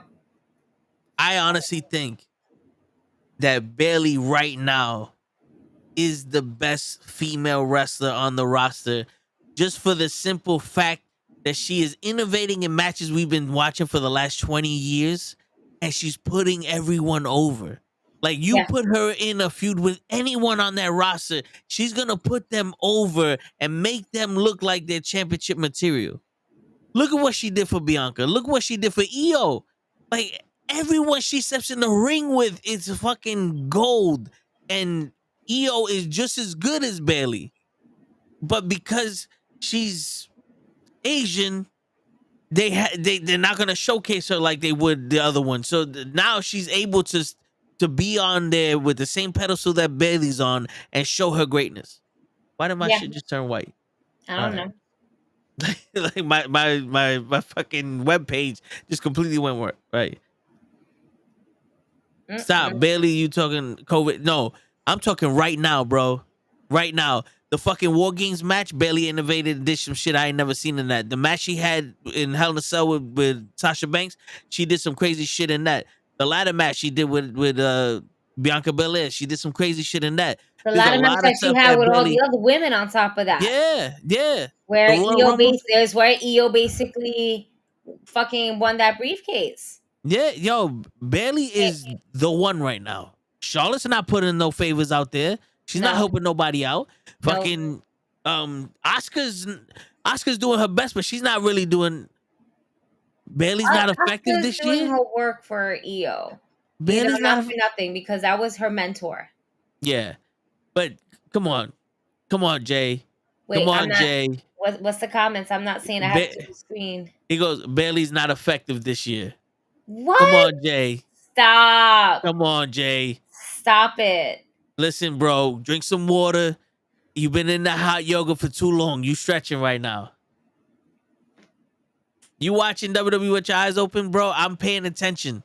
Trust me. Because Bailey's not like in all these matches. She even put Shotzi over. Yeah. Shotzi Blackheart. Which, by the way, I watch Halloween Havoc, and her as Pinhead is fucking amazing. Okay. Yeah. To be real with you, I thought when I heard that she was Pinhead, I didn't watch it. All right, I just heard. I was like, oh, that's funny. They put her hair into like little spikes, but no, they gave her a ball cap with spikes in it, and she pulled that shit off lovely. All right, I digress. But she put over Shotzi. Okay. Yo, hold up. Jay. You want me to give you 5 best matches Bailey had this year? Are you forgetting WrestleMania? Are you forgetting the feud she had with Bianca Belair? I named every match she had this year that she innovated. I already gave you those matches, bro. Just because she's not winning and she's not the champion doesn't mean that she's a bad fucking wrestler. There's more to wrestling than just winning. Facts. It's what you add to it. What's your contribution to it? Bailey's contribution to women's wrestling this year alone speaks volumes. Okay? She doesn't need to be a champion, yet she's still getting talked about. All right? Yeah. Like, always puts her over. She's always putting everybody else over her. Okay? Bailey doesn't need a championship. Why? Because she wants to help the next generation grow and learn from her.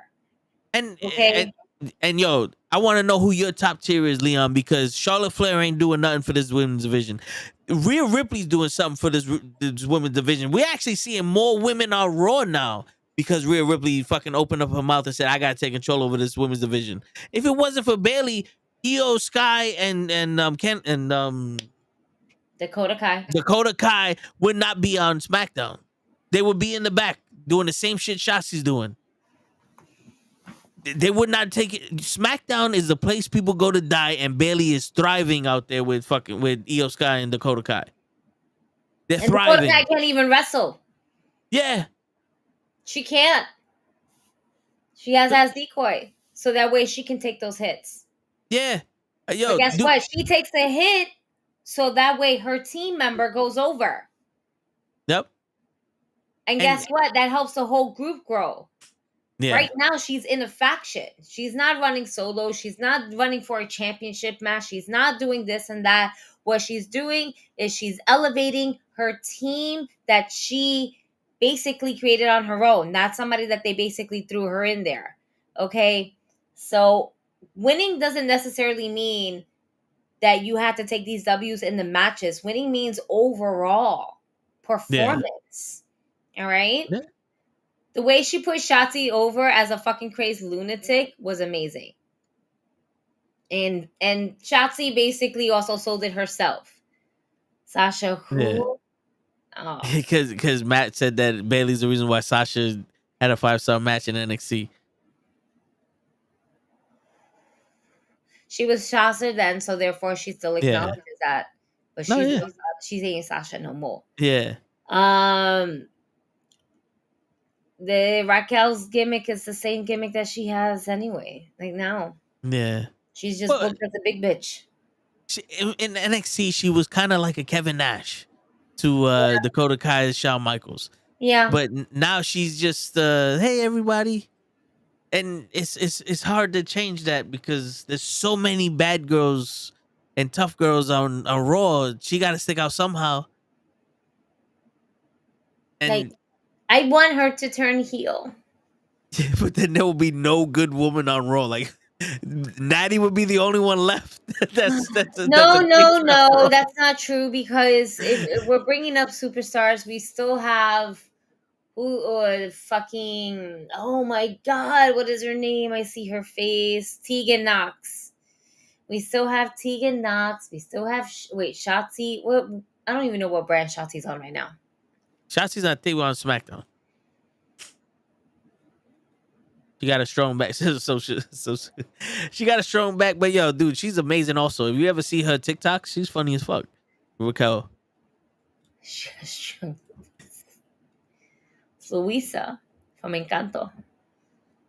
Yo, now I know you crazy. Yeah. Jay goes, Natty's done more for the women's division than Bailey. That's facts. Bullshit. If you're talking over, wait, stop. If you're talking overall from the beginning of Natty's career till now, yeah. But we're not talking about like this whole fucking career. Natty's been in this game for God knows how long. And the fact that she has less championships than Charlotte, than Sasha at the time, than Bailey, all right? Then Carmella. All right? She should have had a lot more championship belts. But the thing is that Natalya lacks somewhat in personality. Yeah.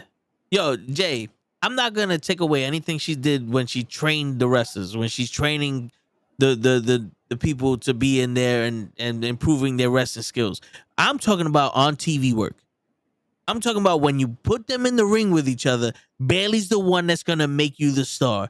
Natty's going to be the one that's going to make sure that your match goes okay. There's no disrespecting Natty. Nobody disrespected her. I think she's a fucking great all-time. Yeah, she's the boat. Yeah. But her promos don't always hit.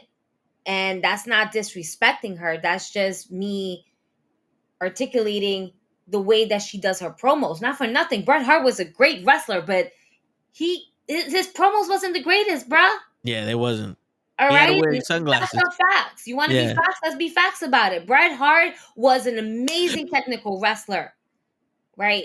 Amazing. But when it came to his promos, he even said it himself. That wasn't really his strong point.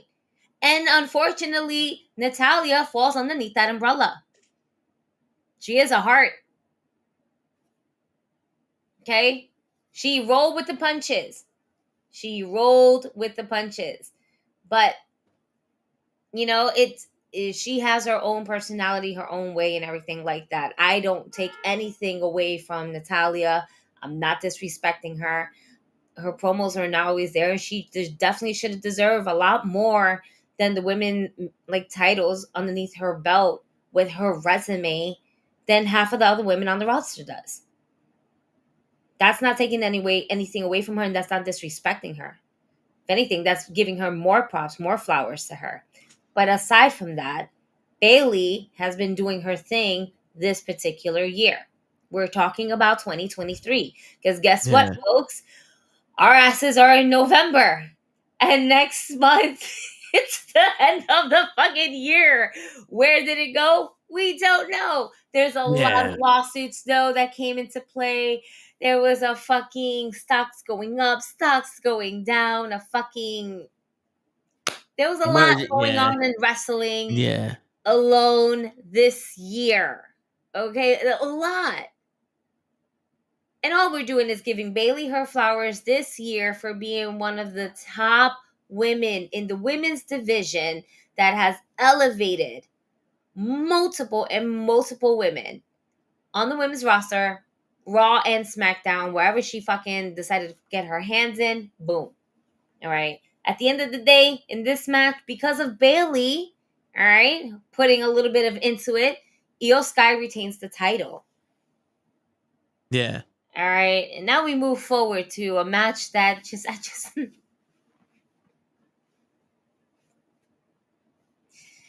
That's right. She's not even top. We're just gonna move forward. She's not even top 5 in PWI. Yo, see, now you trolling, Jay. Your opinion, Jay. That's your opinion. Neither is Natty. We're moving forward. Because just like Sammy said, you got to move on from that, man. You got to move on. Move on from that. We're moving on. Have you moved on, Toe? I'm gonna just say one more thing. Oh man. All right. Go ahead. I'm gonna reiterate. Bayley right now is the best in-ring performer for the women's division. Period. And see, when I say shit like that, I'm not talking about she's the Shawn Michaels or the Bret Hart or the Daniel Bryanson you want to. I'm talking about when she goes in the ring, she's putting on Bret Hart performance levels. When Bret Hart has a top 100 Intercontinental title matches with Skinner. Fucking Skinner. Made the DVD with Bret Hart. Bayley is Bret Hart. She will make a fucking logo, the top 100 matches of the WWE because she was in there. Come on, bro. She is right now the pillar. She is the one that's holding it together. When you want someone to look good, you throw Bayley out there. She is a better Dolph Ziggler than Dolph Ziggler was when they were throwing him out there with the brand new champions. Remember when Moxie won the title the first time? Nick Nemeth, okay? Yeah, okay, excuse me. Yeah, Nick. He got released. when the Noxie won the fucking title, Ziggler was out there. When Drew won the title, Ziggler was out there. Kofi, Ziggler. Just throw Ziggler out there. Try to get him over. Bayley's the one. Shit. So John Cena versus Solo Sikoa. This is what we go to. You want to move forward and we talk about John Cena? He hasn't been relevant since 1994. Nah. Shit. But ready. So we're in Saudi. Okay. We started at least making the storylines. Oh man, a little bit. How did I ruin someone's moment? I'm not saying Bailey had the best video of all time. All right. I'm weak. So let's think about this. We're in Saudi, okay? Yeah. Where just money matters, not story. Okay. Yeah. The bloodline is crumbling. John Cena has been talking about he's on this poor dry spell where he's just catching these L's.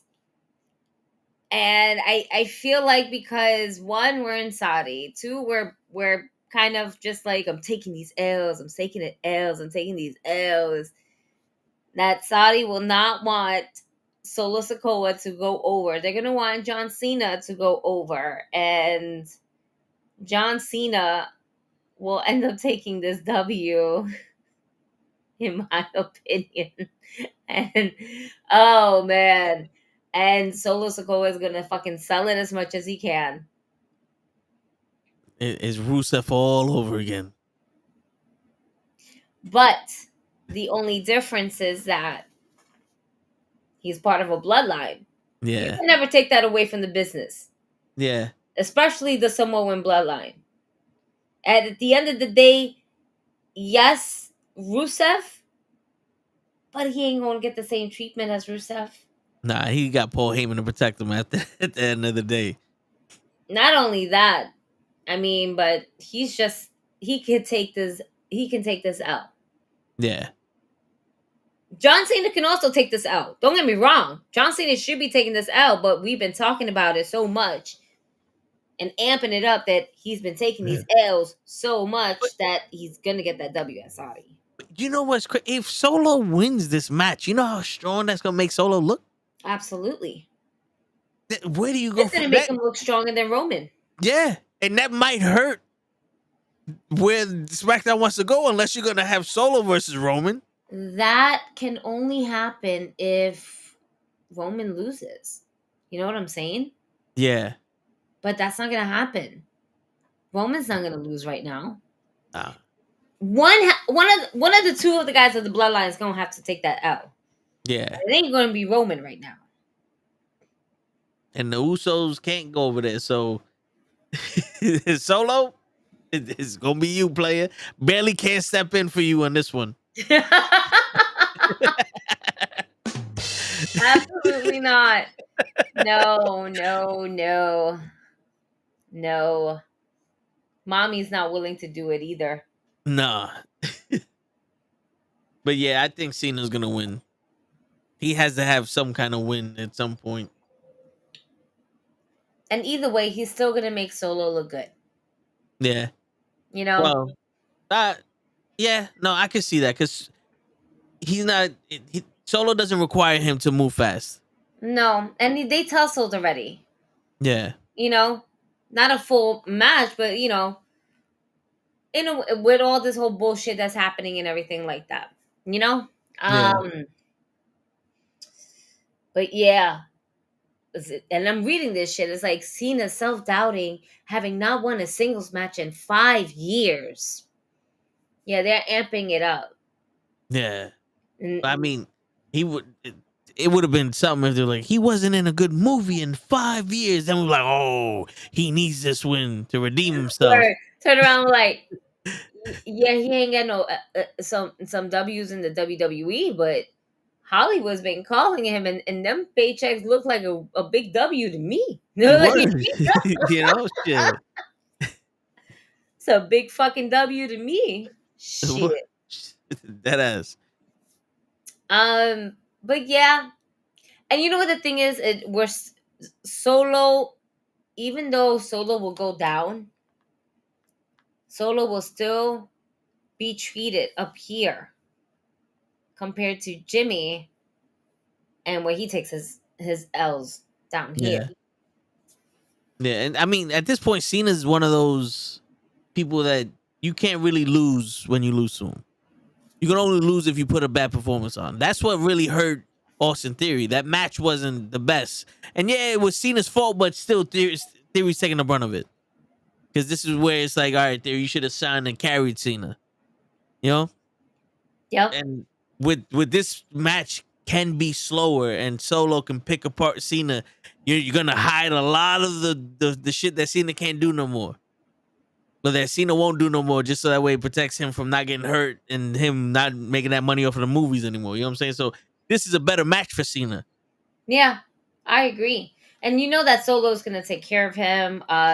He's just really great. He picks up so much in the ring. And you see it progressively just happen week over week. And it's really fun to watch Solo grow into the enforcer. Yeah. You know, and when you see Paul Heyman like, nah, or you see Roman like, nah, it's like you're pulling the chain on the dog. Once that chain goes loose, that's it. But I do want to see, hopefully, some gold around Solo's waist. Let him take this L from John Cena, get this whole, I won! Yeah! Right? Because that's what John Cena's all about. Get the crowd hype. I was doubting myself, and here I go. John Cena put somebody else over. And then John Cena takes another, L's. Yeah. Premium live events.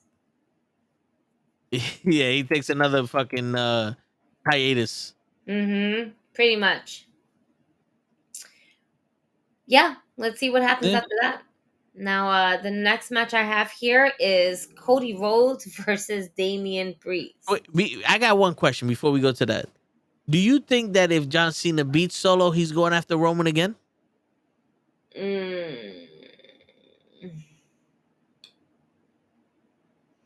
Roman ain't got shit else to do. Yeah.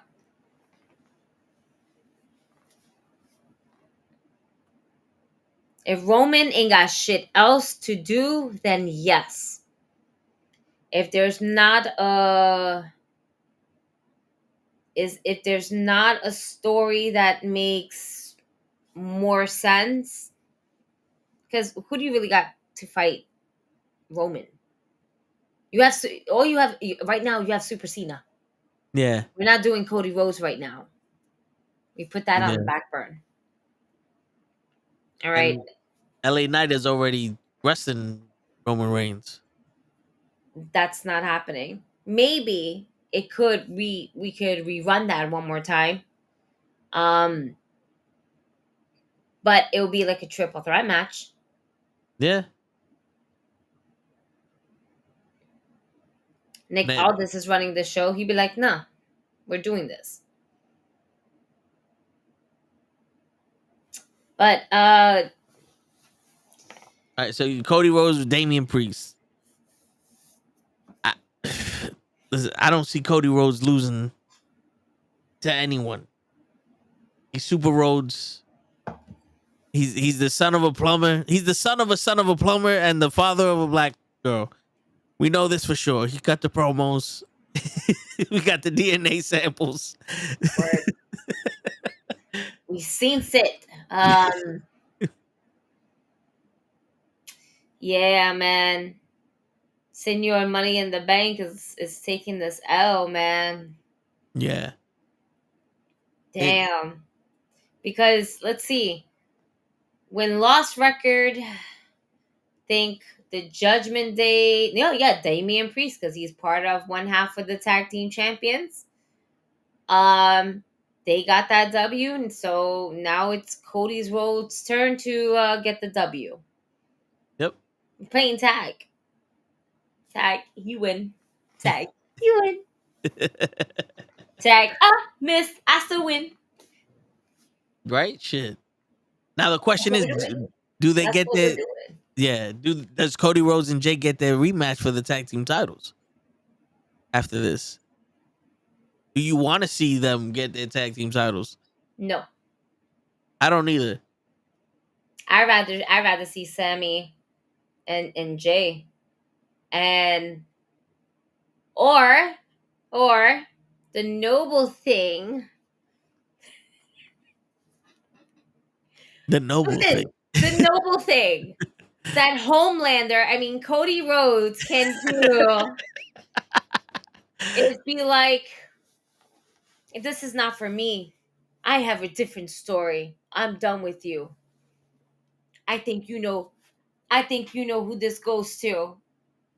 And Jay brings this to Sammy and be like, will you be my tag team partner?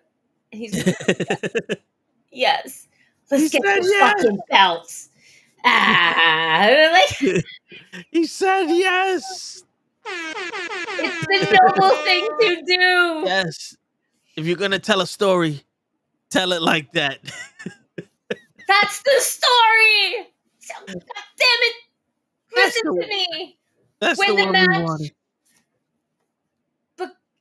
But give it to Sammy. That's the story we need. He needs Sammy.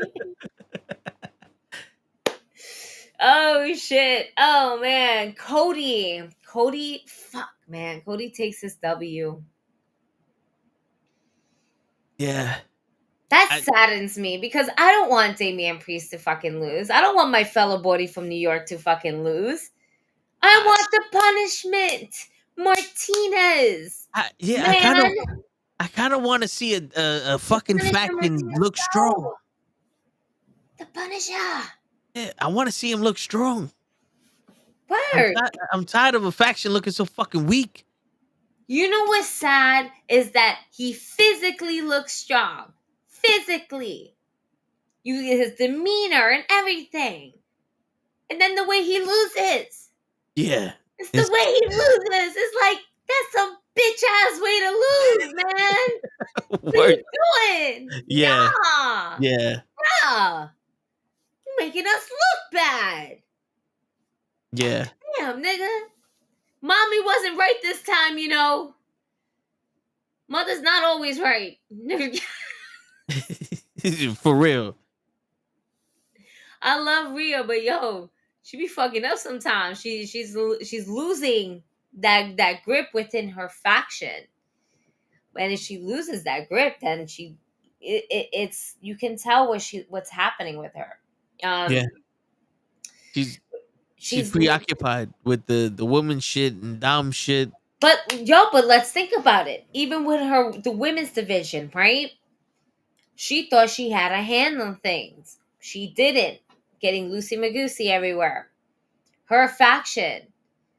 She thinks she got the hand of everything. Like the leader, right? She's the leader of the women's division, now the leader of Judgment Day. And that's too much leadership on a role for one person to fucking deal. She's like, I gotta deal with 15 bitches, and yeah, you 4 bitch ass niggas over here don't know how to get your shit done. Dom, do you have anything to say about this? I still got my championship, mommy. Mommy. You right. Whatever you say, mommy, you right. Word. And they, yeah, and JD Mofungo. JD Mofongo? Nigga, what? I don't know what they want to call this motherfucker. McDonough. Oh my god. Like, yo. I got a strong accent, you know? Mofongo. He's pissing off Damian Priest too. He's throwing out the whole vibe. Yo. He about to get his shit wrecked. Word. By somebody. Not for nothing. The Rhea Ripley that I'm missing is the one that attacked Tozawa. I can't believe Pobrecito Tozawa. But like, be that fucking strong ass person to test one of the niggas. Like, yo, I want you in the ring right now with me. Let's go. And somebody that looks that they can go toe to toe with her. Yeah. Not Tozawa. Pobrecito. He didn't stand a chance, even if it was a real fight. Like, yeah. But or the segue basically of going into that, Damian Priest, women's world champion Rhea Ripley, Nia Jax versus Zoe Starks, Shayna Baszler, and Raquel Rodriguez.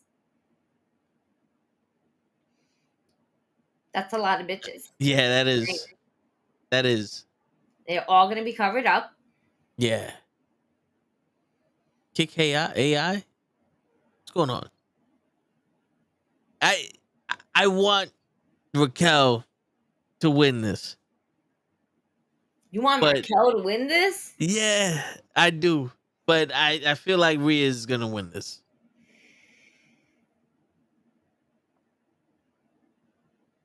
Even Chris is saying. This is what I'm going to say. Again, kind of very similar to the bloodline, right?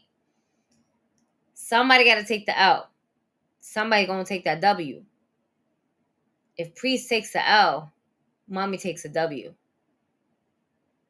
Shows why her dominance is the way it is within her group, within her faction. Yeah, and she needs it because you can't just keep giving the woman's title around to everybody. She hasn't really defended it like that. Let's face it, right? Unless you're giving me the real Queen of Spades from NXT, Shayna Baszler, I don't want it. Yeah. I'm trying to really see what Raquel would bring to the table with that championship belt, besides wearing it backwards. Nia Jax? No. Yeah. No. Zoe Stark, another one where it would be hard to sell as my women's champion. I don't see where's the personality? Where's this character? Nia Jax wants to fuck up everybody. I get that. Yeah. Cool. But she don't need the title. What's Zoe Stark's character? What's Raquel Rodriguez's character? Shayna's the Queen of Spades. I know that. Yeah. We just need to amplify that. She's looking more like the Queen of Clubs. We haven't got the Queen of Spades yet. She hasn't fully evolved. But yeah, and Zoe is looking like Shayna Baszler light right now.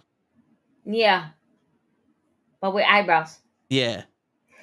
And Raquel is like Selena on tour, just, hey, everybody. I get it. But this is the thing, though. After this match, Rhea Ripley wins. Is this going to make everyone step up and now we're going to actually have more than one female feud in Raw? Or is it just going to be like, well, Becky Dom is going to interfere. Yeah. Even though Rhea doesn't need it, but I can see it, yeah. No. He's just going to interfere by even the simplest thing of holding someone's leg. Yeah. From interfering her pin. Yeah, he's definitely going to play a factor somehow. Yeah, Zoe Stark's. This is the thing. I don't see anyone else being my women's champion right now with the list that I have in front of me than Rhea Ripley. Yeah. I like you said, Raquel Rodriguez. All right, can't call her Gonzalez. My bad. She's a big girl, but that's all we got. Yeah. And she is literally the Zelina Vega, but in giant size form. And Raquel Rodriguez's best feud that she's had in her wrestling career within WWE is with Dakota Kai. Yes. And if there's going to be a moment where Raquel ends up becoming a women's champion, then I'd rather see Raquel's feud with Dakota Kai going for that. Yeah, if I have to put that shit together, if Raquel's a champion, then Dakota Kai has to be her person. But right now, it's not Raquel. It's going to be Mommy. It has to be. AI. We stream Monday through Friday, sometimes on Saturday from 9 to 12 every day about different topics. This is the wrestling show. We have Raw watch along, comics, sports, wrestling, and life. We do it all in this one. Pretty much. Yeah. But I agree with Jay. For once, he's making some fucking sense. Rhea versus Raquel happened way too early. Yeah. I agree. And we're going to revisit that when she gets aggressive. More aggressive. Yeah. It's not for nothing. Raquel, I feel like her character works as pissed off. When she's happy-go-lucky, when she's trying to be Willow Nightingale, it's like, yeah, it's okay, whatever. But when she's that Latina that's pissed off, that's when it's like, okay, yes, I'm in here. Let's go. I want to see you fuck shit up. Yeah. Absolutely. And that's why I'm not ready, but I'm not ready for her just yet. I feel like there's a lot other stories to be told. I want to see. I can't believe I'm saying this. Right? Ready? I can't believe I'm saying this. Ugh. Hold on. Oh, shit. Hold on. Oh. I want to see Nia Jax versus Raquel Rodriguez in the singles match. No holds barred. Please don't hurt Raquel. Please. I don't want there to be countouts. I don't want there to be disqualifications. Falls can count anywhere. No, I take that back. I take that one back. Let me take that one back. In the ring. Stay in the ring. We stay in the ring. We stay outside of the perimeter. Yeah. Keep it safe. We'll go up as far as the ramp, and then we'll come back down. Yeah. You know, we get that. Matter of fact, if y'all brave enough, I can't believe I'm saying this. Y'all can do a spot from the top of the stage. Thanks, Marcus. You know, you know, like that. Yeah. On the pillow, right down, so it looks like a devastating move. And by the praise to the wrestling gods, may that happen, and that no one gets really hurt. And that's it. That's all I want. I think visually seeing two big fucking women just go fucking balls at it, like Simon Miller would say, big men slapping big men, you know, big fat men, or whatever the case may be, big women, but the female version of it, just slap their tits off, as Tony Storm would say. Because not for nothing, that's when Raquel is at her best. Yeah. Absolutely. Mm-hmm. Shit. And Zoe Starks, man, they need to figure something out with her, because right now she's becoming nothing but a jobber. Yeah. And like, she was good with Trish, but I think she can stand on her own 2 feet on Raw. I don't want her with Shayna Baszler. She has the right opponents on Raw. Maybe. For her style, maybe she does. I don't. It's a little difficult to say. I think her and Shayna Baszler as a women's tag team could possibly work, but I don't want to see Shayna Baszler in a tag team anymore. Yeah, me neither. That's my thing. I think this is where a secondary title would come in, because Zoe Stark's going after like Candice LeRae and Indy Hartwell. Like, I think that would fit her because she's able to do very athletic stuff, and those women be able to keep up with her, and it's something different. It gives us fresh faces on Raw, and if it means something, then it's perfect. Right. But just to throw her out there for no reason is like, all right. There's only but so many fucking inches you could give WWE with this whole random shit. At one point, you know, it can't be random no more. Like, let's have a meaning to something, please. Mm-hmm. Like, one of these things gotta have a meaning behind it. You know, shit. So for my pick though is gonna have to be Rhea. Yeah. My heart is with Raquel, but my mind is with Rhea. My mind is telling me Rhea. But my body's telling me other. Telling me Raquel. Mommy, shit, that's the wrong one. Shit.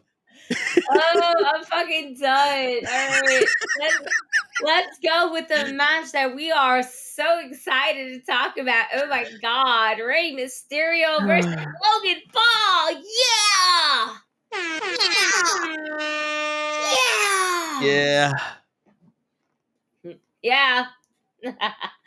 No, no.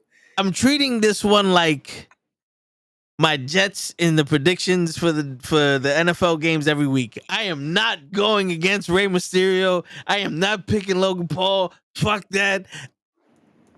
Rey all the way. I can't say his name when it comes to winning. I can't do it. Damn. I'm sorry. I just can't do it. I can't do it. I know that's the way everyone thinks it's going. But Rey deserves better than this. He deserves better than this. Absolutely. But what if, and hear me out, what if Rey Mysterio wants to put Logan Paul over? Then I'm gonna say he needs to start thinking about rehab, because whatever he's on right now is affecting his brain. I've said it. I say it again. Logan Paul is a great athlete. Is he a wrestler who should be winning a championship? No, thank you. I don't want it. Yeah. I don't want it. Especially out of the blue.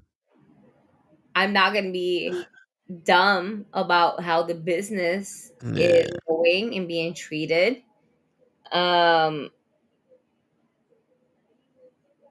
If Logan Paul wins, will this cause a riot in Saudi? Or will it do the opposite? Do not get anybody killed out there, y'all. Please. We've done so many business. We shouldn't. I'm scared. I tell you one thing.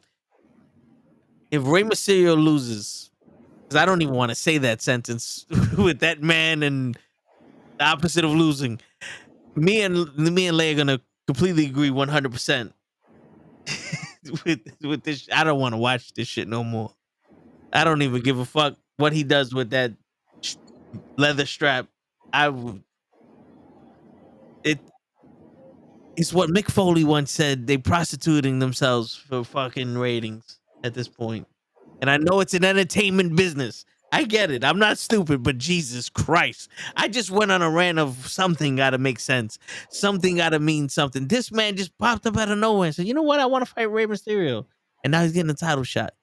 Remember a couple years ago when we were talking about all you got to do is call the champion a bitch and you're the number one contender? That's what this man did to Rey. Where's Carlito at?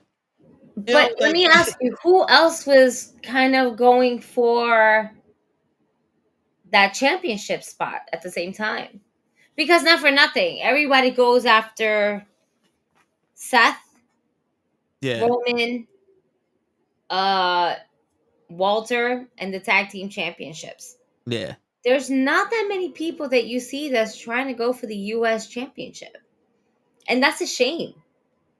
Yeah, that is a shame. Because I feel like it should hold to a certain prestige that people want to line up. You know what I'm saying? Like, nah. After this match, like, cut a promo. Yeah, you know what? Now, after this match, I want Rey Mysterio. You know what I'm saying? You don't see that many. But you had to use a celebrity, such as Logan Paul, to go ahead and do that, to give it some acknowledgement. And that's a shame. Yeah. I mean, to be honest, I would rather Cena and Rey than Rey Mysterio and this celebrity fella. So you would rather see Cena versus Logan Paul? No, I'd rather see Cena and Rey Cena and Rey. for the Okay. United States Championship than this YouTuber and Rey Mysterio. It's YouTube. I would rather. And y'all know how I feel about Cena. But yeah, I don't like it. I don't like it one bit. It don't make sense. If the Miz was U.S. champion, maybe. But it's just I don't. Is this a way to get Ricochet his chance to beat Logan Paul and win the U.S. championship, either at, I don't know, Rumble or Mania? Is this the moment where Ricochet will be able to capitalize on, not for nothing, Logan Paul and Ricochet, no matter how much y'all may disagree with me, because I know a lot of you guys do, they did put on a good match, minus that one botch move when they had all together with the table and shit like that. But I hate to say it, both of them, when it comes to their moves, their move sets, they bounce off each other very well. And it's rare to find someone like that, to that caliber, that is Ricochet. Because we see Rey Mysterio, pero también Rey Mysterio está viejito. Yeah. Rey Mysterio's a little old. Escobar can't pull off all those high-flying moves as much as Rey does, as much as Ricochet does. And being witness of AEW, when you see somebody who has more or less the same movesets, it makes the match a little bit more interesting, because we're like, shit, that high fly. And yes, it's lots of spots. Yes. Wrestling is about everything. The technical part, the spots, the high flying moves, the It's just the comparison to have Logan Paul and Ricochet back in the ring, especially when Logan decided to go ahead and poke the bear by saying, "Hey, it's Samantha. Hey, girl. Remember me? You said my name after I beat your man. I'm going to say it again, girl." Shit. Yeah. I mean, it's there. The story's there for Ricochet. And I think I'm thinking more of the long run. No, it makes Mysterio, sense. This will be the moment where LWO, we'll see the cracks of LWO, and we'll get the real LWO. And all right, I'm gonna do this. I'm gonna play that game, and I'm gonna spin it. This proves, this match will prove to everyone why Rey Mysterio Jr. is the GOAT. Because he is gonna make Logan Paul look like a legitimate fucking champion. If he loses, he will make Logan Paul look like a legitimate fucking champion. Because that's the magic Rey Mysterio Jr. has. Oh, like Bailey. Yeah. Yeah, that's right. Jay, like Bailey. Like Bailey. Word. I love the vibe, open discussion on comics, wrestling. Appreciate you, bro. And to answer your question before, I suck at getting more eyes on the channel. So once we get more eyes on the channel, we won't have as many. We'll have a lot more viewers. I take the blame for that. Me and Logan Paul, it's his fucking fault. But yeah, not you. Yeah, it is Logan Paul. All right. But yeah, man. Man, I know you want to go with Ray, and I want to. that. Yeah. But I'm really kind of thinking long storytelling here, and then just kind of like really putting it out there. I want Ricochet to be a champion, and if it has to start with United States Championship, then so be it. And I wanted it to be meaningful. So his story with Logan Paul, already getting his girl involved and all this other shit, I think it would, as a story, would be a little bit more meaningful because it feels a little bit more personal. And I think in that sense and way, that's why Logan Paul might take this W. And if this girl is the ring announcer, then she is forced to say Logan Paul's name twice. Yeah. And it's like, oh, you dirty motherfucker, you made me do this twice. You made me say your name as the winner twice. Him going after Samantha's cheap heat, but it works, and hopefully this gives that edge to Ricochet that he needs. Mm-hmm. And Jimmy Jam, you call me Toad Gags. That's why I didn't acknowledge you. Toad Gags. Toad Gags. I'm sorry. Damn. I know it's a typo, couldn't but even say pause. Wow, wait, I'm not even reading the question. All I see is toe gags. Wow. Yeah. Okay, let's see. To be honest, I think another YouTuber, I don't know who toe gags, needs to come out of retirement and give Ray his own version of the 619. Oh man, toe gags must be flexible, man. We called it the 646 because you're going to coast for that time. Shit, it would be the 718, man.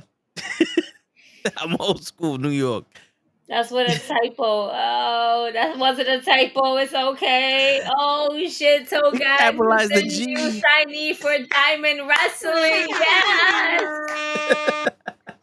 We got him, y'all. Along with JD Mofongo. That's right. I told you there was gonna be an announcement when I make an announcement, like an announcement of the announcement. Yes, Tony Khan, bro, the king of announcements. Yo, let's get through this so we can talk about AEW, man. Because this shit is like, yo, that nigga always has an announcement, man, and that's just I don't get it. All right, US that, but blah blah blah. All right, the last two matches are pretty much the World Heavyweight Championship and the Undisputed Universal Championship. So we got Seth Rollins versus Drew McIntyre.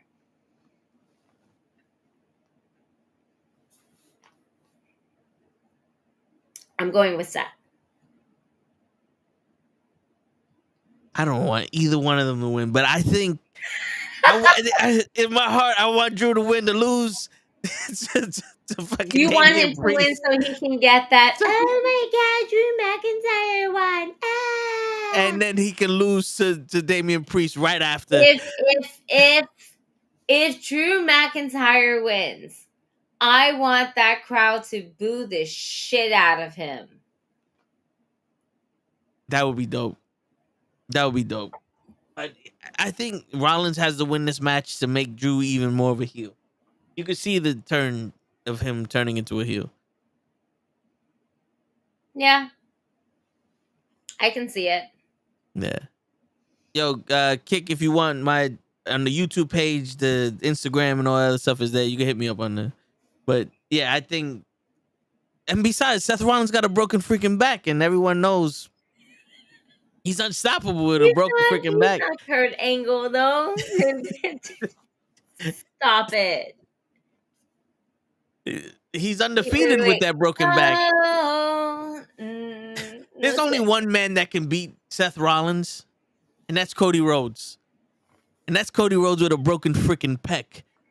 Today. Imagine Cody Rhodes with a broken freaking pec versus Seth Rollins with a broken freaking back in an Iron Man match. Let's get it. There'll be no winner ever. Damn. There'll be no winner ever. Damn. They both gonna die in the ring. Word. Then Ric Flair's gonna be backstage somewhere. You're gonna be like, those motherfuckers beat me to it, son of a bitch. Word. Oh man, I'm fucking done. I'm gonna go with Seth Rollins with this one. Yeah, I would say Seth Rollins also. I don't think Drew McIntyre is gonna get this W. I like you said, I think there's just still feuding in there within himself as to him being a full heel. Yeah. And the undisputed WWE Universal Championship between Roman Reigns and LA Knight. Yeah. Now, Solo he's gonna take that L. Roman's gonna take this W. And as much as I love LA Knight, yeah. Let me talk to you. I don't see Roman losing. No. Not like this. Not like this. There will be a shock, and we all know how WWE likes to shock people. Ask Drew. Randy Orton. So wait a minute. Reigns' lengthy run with this belt is starting to approach Hulk Hogan's longest title reign of 1,474 days. Oh, he needs to lose it then. He can't beat Hogan. He's going to beat Hogan's reign. Yeah. You know why I think... Don't deny it. It's okay.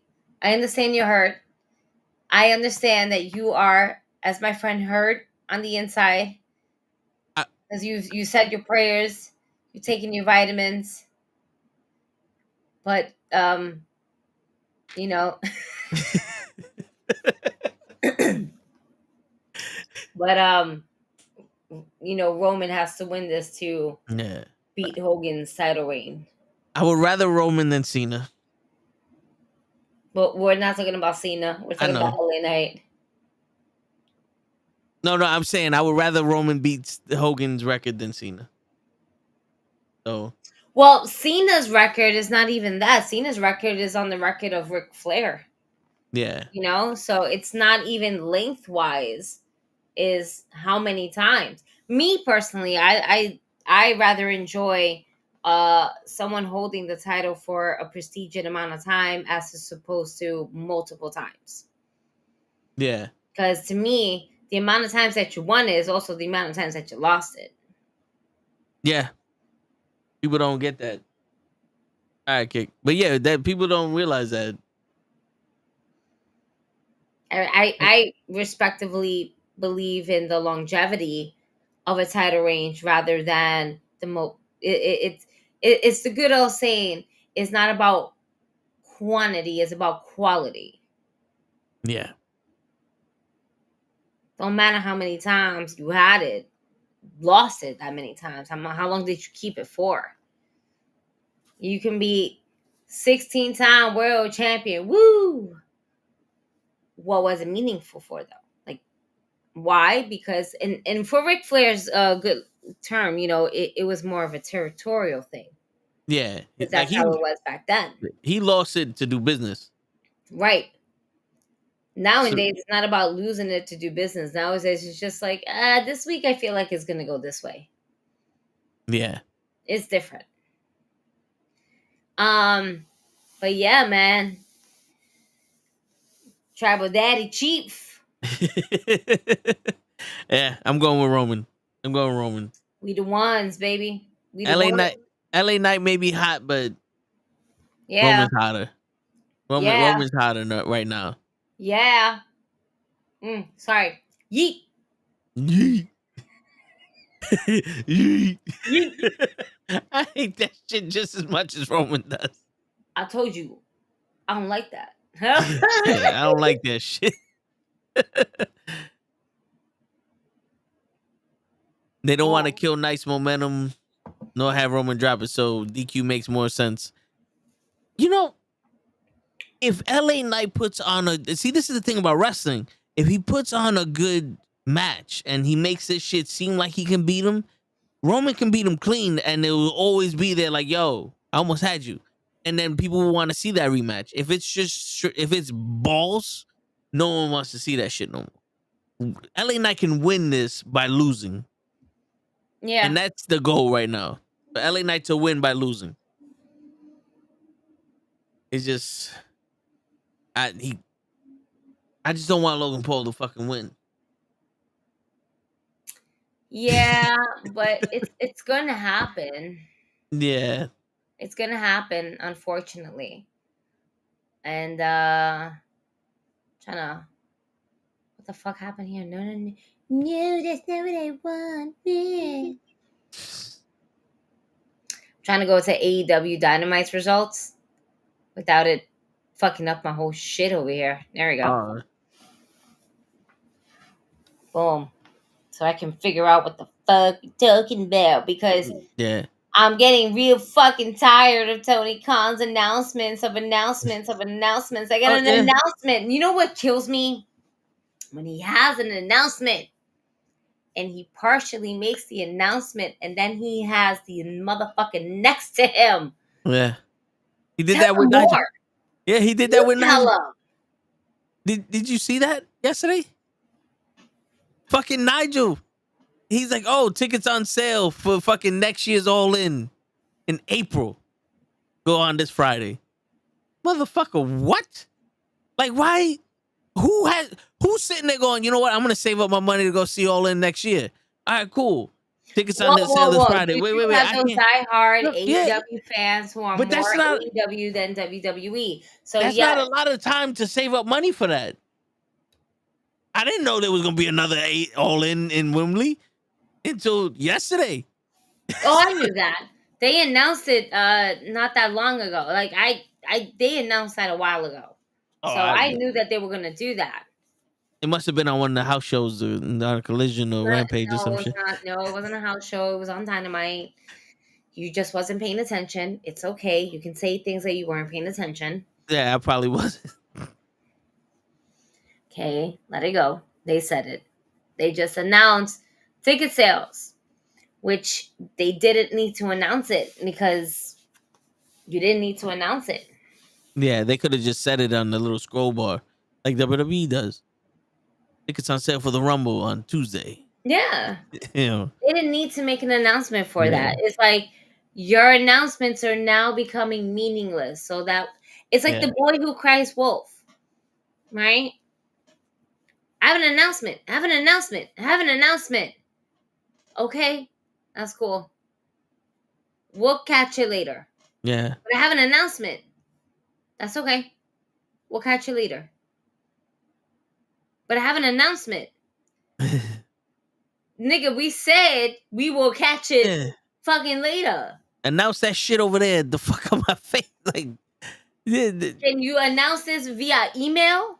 Yeah, like, yo, an announcement to me is next year, Wembley Stadium, Kenny Omega is going to go one-on-one against The Rock. There goes your announcement. Not tickets on sale Friday. Nigga, you could have put a text message up. You could have put that shit up on the little ticker. Y'all have all these text messages for the micro mini brawlers pre-sale for this and that and X, Y, and Z. But y'all could have just sent this easily via text. Yep. What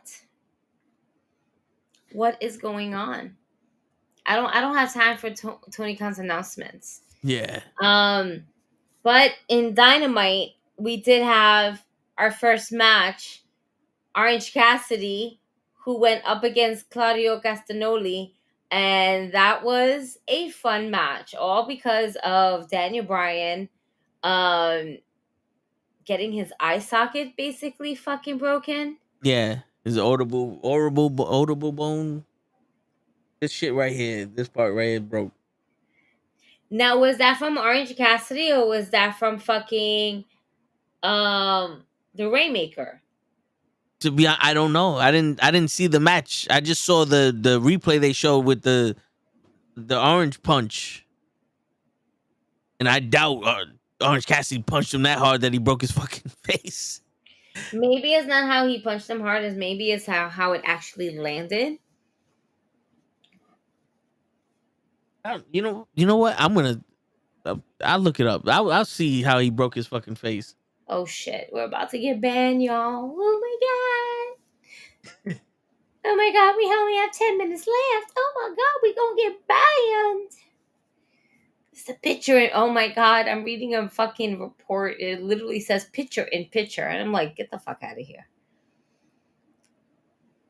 Yo, not for nothing. The only picture in picture I pay attention to is Tony Storm. And that's it. She makes me read through my picture in picture. I appreciate that. Word. Shit. I don't know what the fuck she was doing when Sheeta was fighting Willow, but she's on the fucking entrance on her back, like doing some crazy shit, and then Sheeta just knees her. I'm like, I don't think that was smart. Like, I don't know where you was going with that. You left yourself wide open for that knee. I don't know. I think it was supposed to be a lot more smoother than that. But yeah, I completely get what you're saying. It didn't look so smooth and clean, and just it's like you could have moved from that. Yeah. And and unfortunately that's how it is with AEW's women's division, is that you see them looking at their spots a lot more and waiting for it. Yeah.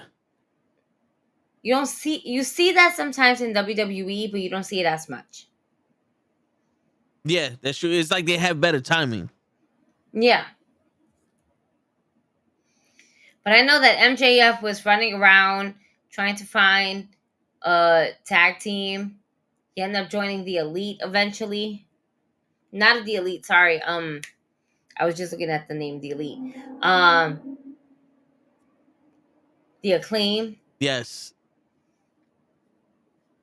I'm just like looking through all the fucking matches and shit. ROH, 6 tag team champions, the Elite defended against the Mogul Embassy, the Gates of Agony, and Brian Cage, and then they won.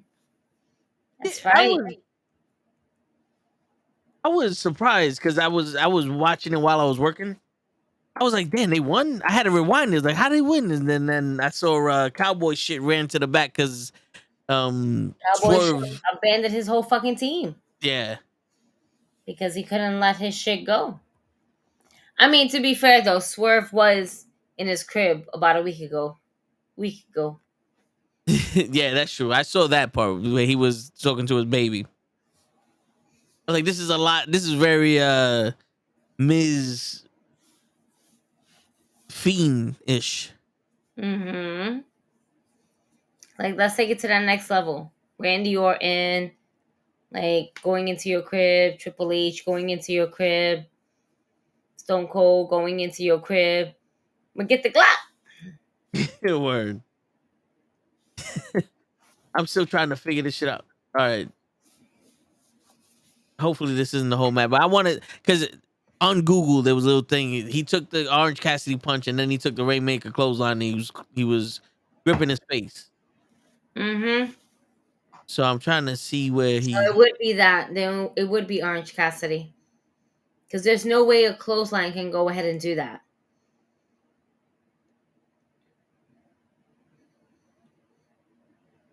Look at you looking so focused. What? Because I'm trying to skip through it, and then I'm like, all right, I don't like. I'm skimming. You know when you're skimming, you see the little box.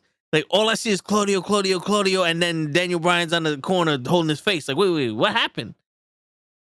Did I miss it? All right, I think it's coming up. Oh, all right. So Orange Cassidy just hugged Okada. Brian Danielson just double drop kicked him. You know what? 2 seconds. This is the research, people. He hits him with the Rainmaker. He's about to hit him with the Rainmaker. Was it the drop kick?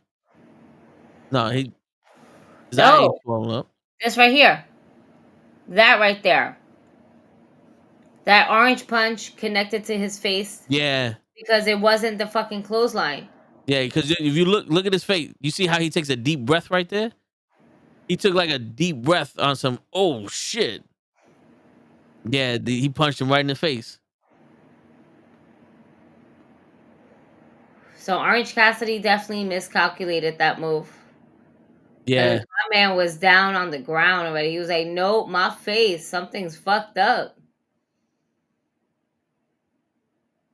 Yeah. You see it holding him now. It's definitely Yeah, that no, orange he's punch. just, as soon as he went down, he that's it. All right, I'm gonna. And they beat him. All right. I thought Orange Cassidy won. No, they beat him. Shit. But they were trying to attack Bryan Danielson right afterwards. Yeah. I do like how now Moxie's going after Orange Cassidy. Well, they were having beef beforehand. Yeah. Because Moxie was supposed to be the champion, but then he got hurt with Phoenix, right? Right. Mm-hmm. So that happened. And then remember the week before that, Orange Cassidy just like bumped into Jon Moxley purposely as he was coming down the ramp. Yeah. So that's why when Moxley came out, he just started beating the shit out of him. Claudia was like, "Do what you gotta do." More, he was like, Do what you fucking want. handle it. Yeah. Niggas coming in? Nope. Fuck these guys. Let's see. I'm just kind of like skimming through it. It's looking, because I see the best friends came out and Willie Utica. It kind of looked like, oh wait, we got to make sure that they don't really fight each other. And Okada's sitting there just like, yo, is he all right? And they're like, yo, get the fuck away. He's like, no, is he all right? Is he good? Because I'm pretty sure Okada has no idea what the fuck's going on. Right? No, he was just playing up his character. Yeah, he's taunting him. Uh-huh, for sure.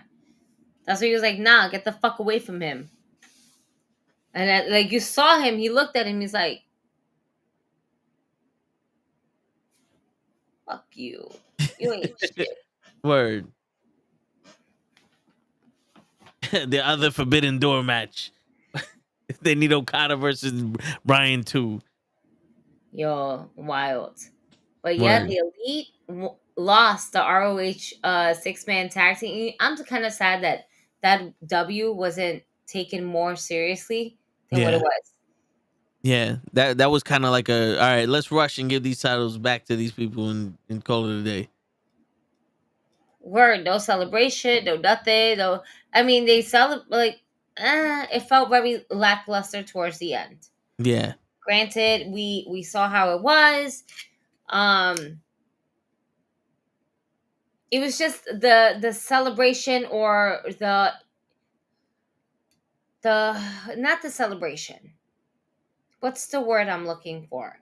The acknowledgement of an ROH tag team championship. Like, oh my god, we have new tag team champions. There's an importance to it. Yeah. And I didn't feel the importance behind it when the Mogul Embassy won. And I think that's where I was kind of missing, because when it happened, it was like, okay. Now let's see what's happening in the back. And it's Swerve getting his ass beat. Yeah. You know, so there's a lot going on. Oh man, this Jameson is so good to me. Oh, man. Yeah, but like it really was one of those like, oh, new champions. Yeah, didn't feel meaningful. Yeah, and then shit, I don't even. What happened after that? Because they cut the commercial and then let's go on with the show. They didn't give a shit about. There's not a lot of importance. Like, there's little things you could do that make shit seem important. Like, you know, talk about it at another part of the show. Like, yo, I can't believe Swerve went into his house and he deserved to get his ass kicked. Something. Well, I'm just kind of like running through this really quickly. MJF is frustrated backstage. Blah Yeah. blah blah. I Oh, know. what happened next was the fucking Wardlow. Wardlow grabbed MJF by the throat and put him up against the Hangman wall. Page Swerve going at it. Back at ringside. Tony Schiavone welcomes the rated R superstar Adam Copeland, Yes. aka the Devil. You know what's funny? This storyline really makes me not give a shit. It really I'm never gonna fight Christian, and then Christian goes, "I'm gonna break your neck. I'm gonna kill you now." What? Like what? You didn't even 1 week. I'm never gonna fight him, and then I'm gonna break your neck, and now I'm gonna kill you. Wait, that really didn't. It didn't take much. Wait a minute. Didn't somebody go to Edge's house in WWE? Seth Rollins. That's why we can't pull another Swerve Strickland type of profile, but with fucking Uncle Christian. I need to see Uncle Christian hanging out with the kids. And then I need to see, in order for me to feel this and believe this, and I say it, look right in the camera. I had a couple of JMOs, I had blunt, I had bogey, I'm good. I'm going to say this. If you want to sell me the rated R superstar Adam Copeland versus Christian, I'm going to need Christian to hang out with his beautiful nieces. And then I'm going to also need for him to stand up face to face and be like, "Hey, Beth, how's it going?" And I need to see Beth Phoenix. Like, "You need to leave my house now," some type of wow shit. But in other words, I need to see Beth Phoenix on an AEW TV in order for you to go ahead and sell this story to me, because I don't believe it. I think it's just two friends being able to pull the bullshit. But you want me to believe it? Bring in the Amazon. Bring in Beth Phoenix. Then I'll fucking believe this fucking story. Until then, as Christian said so kindly to Adam Copeland, go fuck yourself. Word.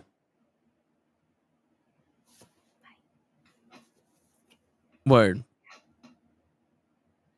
Because wasn't they starting a feud with Adam Copeland and Ricky Starr? I need Beth Phoenix. Yeah. I need Beth Phoenix. You want to sell it to me? I need Beth Phoenix. I need Beth Phoenix. And if you could find someone like a Victoria or Ivory or someone back in the day when they were wrestling to team up with Christian, that'd be dope. Nah, I don't need that. I don't need that. Well, they don't add to the story. That Beth, because she's the wife. That makes sense. Christian doesn't have a wrestling wife. Lita. We're not going there. We're not going there. Amy is not going there. Amy will not go there. We will not touch that with a 10-foot pole. Especially with Matt around. We're not doing that. You sick fuck. We're moving forward. Darby Allin gives his props to Adam Copeland, because guess what? Now Adam Copeland is part of the team of Sting and Darby Allin, which I think is pretty fucking cool. Well, I never get a chance to see Edge and Sting together in a ring, and to watch those two legends, be tag team and how they're going to work together. It's just going to be really fucking cool. Whether you're an Edge fan, whether you're not, whether you're an Adam Copeland fan, whether you're not, I think for the nostalgia of wrestling, it's pretty fucking cool to see anybody with Sting right now, because he is on his road to adios, folks. Yeah. So I'm gonna take it. I'm gonna take it. I'm gonna take it all in. I'm gonna accept it. I'm gonna be happy with it. And Darby Allin's really cool to see in the ring. This, we'll see where it lands up at. Your big announcement. Go fuck yourself, Tony Khan. I'm skipping your big announcement. We already spoke about it too much. Yeah. Kenny Omega and Chris Jericho versus Matt Murdon and Angelo Parker. That was a waste of time. That felt like it was a waste of time. Mm-hmm. It's like we knew they were gonna win. Like, God, that was just. And this sucks because you want to put the other tag team over. Yeah. And you would think you put them over. One is the CEO. One has a big fucking share and say within the company and has a huge amount of respect. You got to put the other boys over. And I feel like that's what lacks in AEW is that they want to go ahead and pull a lot of people over, put a lot of people over, but they also want to put themselves over. And there's nothing wrong with that. In the line of business that you do, especially if you have a good portion of it, you want that. But at the same time, not this tag team. Yeah. This tag team has been putting in as much work as the Acclaim, but has not been getting the flowers as the Acclaim. True. And it's what other tag team was putting in all that work that was with Jericho and didn't get them flowers? Same. Yeah, definitely. Are you kidding me? Mac Daddy? Mac Daddy wasn't fucking getting his flowers? Come on now. That nigga, geez, son. Crazy. Yo, I'm done. Anyway, we moving forward. Fuck you, Chris. You could have put them over. You know you could. Commercial break. I don't want to read about commercial break. Word. Yo, can we just really quickly... I think the best thing that AEW has going on for them right now is Roderick Strong in a wheelchair. Adam! And Adam's like, I can hear you. You don't need to scream. Oh, okay. Isn't MJF a jerk? Adam! I like when you make me peanut butter and jelly sandwich. Yo, I don't care what the fuck is happening with Roderick Strong, but y'all keep this nigga the way he is right now. Yeah. All the way through, because this is selling me. Him yelling, Adam, is fucking selling. And I am here for all of it. I'm here for all the backlash that he's getting. I'm here for all the fucking, why he hung up on me? Did he hang up? Call him back. And everybody's like, bro, catch the hit, man. Catch the hit.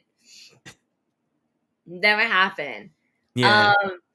And yo, Roderick Strong and his gimmick right now must be protected at all times for at least another 6 months until Adam Cole slightly comes back. Comes back from his injury, matter of fact. Let that shit keep running. I am here for all of that. Roderick Strong is still going to be in the neck brace. Long-term storytelling. Fuck out of here. That's what I need. Roderick Strong is still going to be in the neck brace while Adam Cole's going to heal from 3 injuries. Adam! I slept Ah! on the wrong side. I can't look. Yeah. I'll give you that one. I'll give you, I like that. I like that. I love it. I also like how many people are going after MJF right now. Oh, word. Everybody. Warlow's coming after him. Don Callis, the family. Jeff Jarrett's Only crew. people that's not going after him is like in a malicious way is the fucking Acclaim. Like, we'll just be your friend. Word.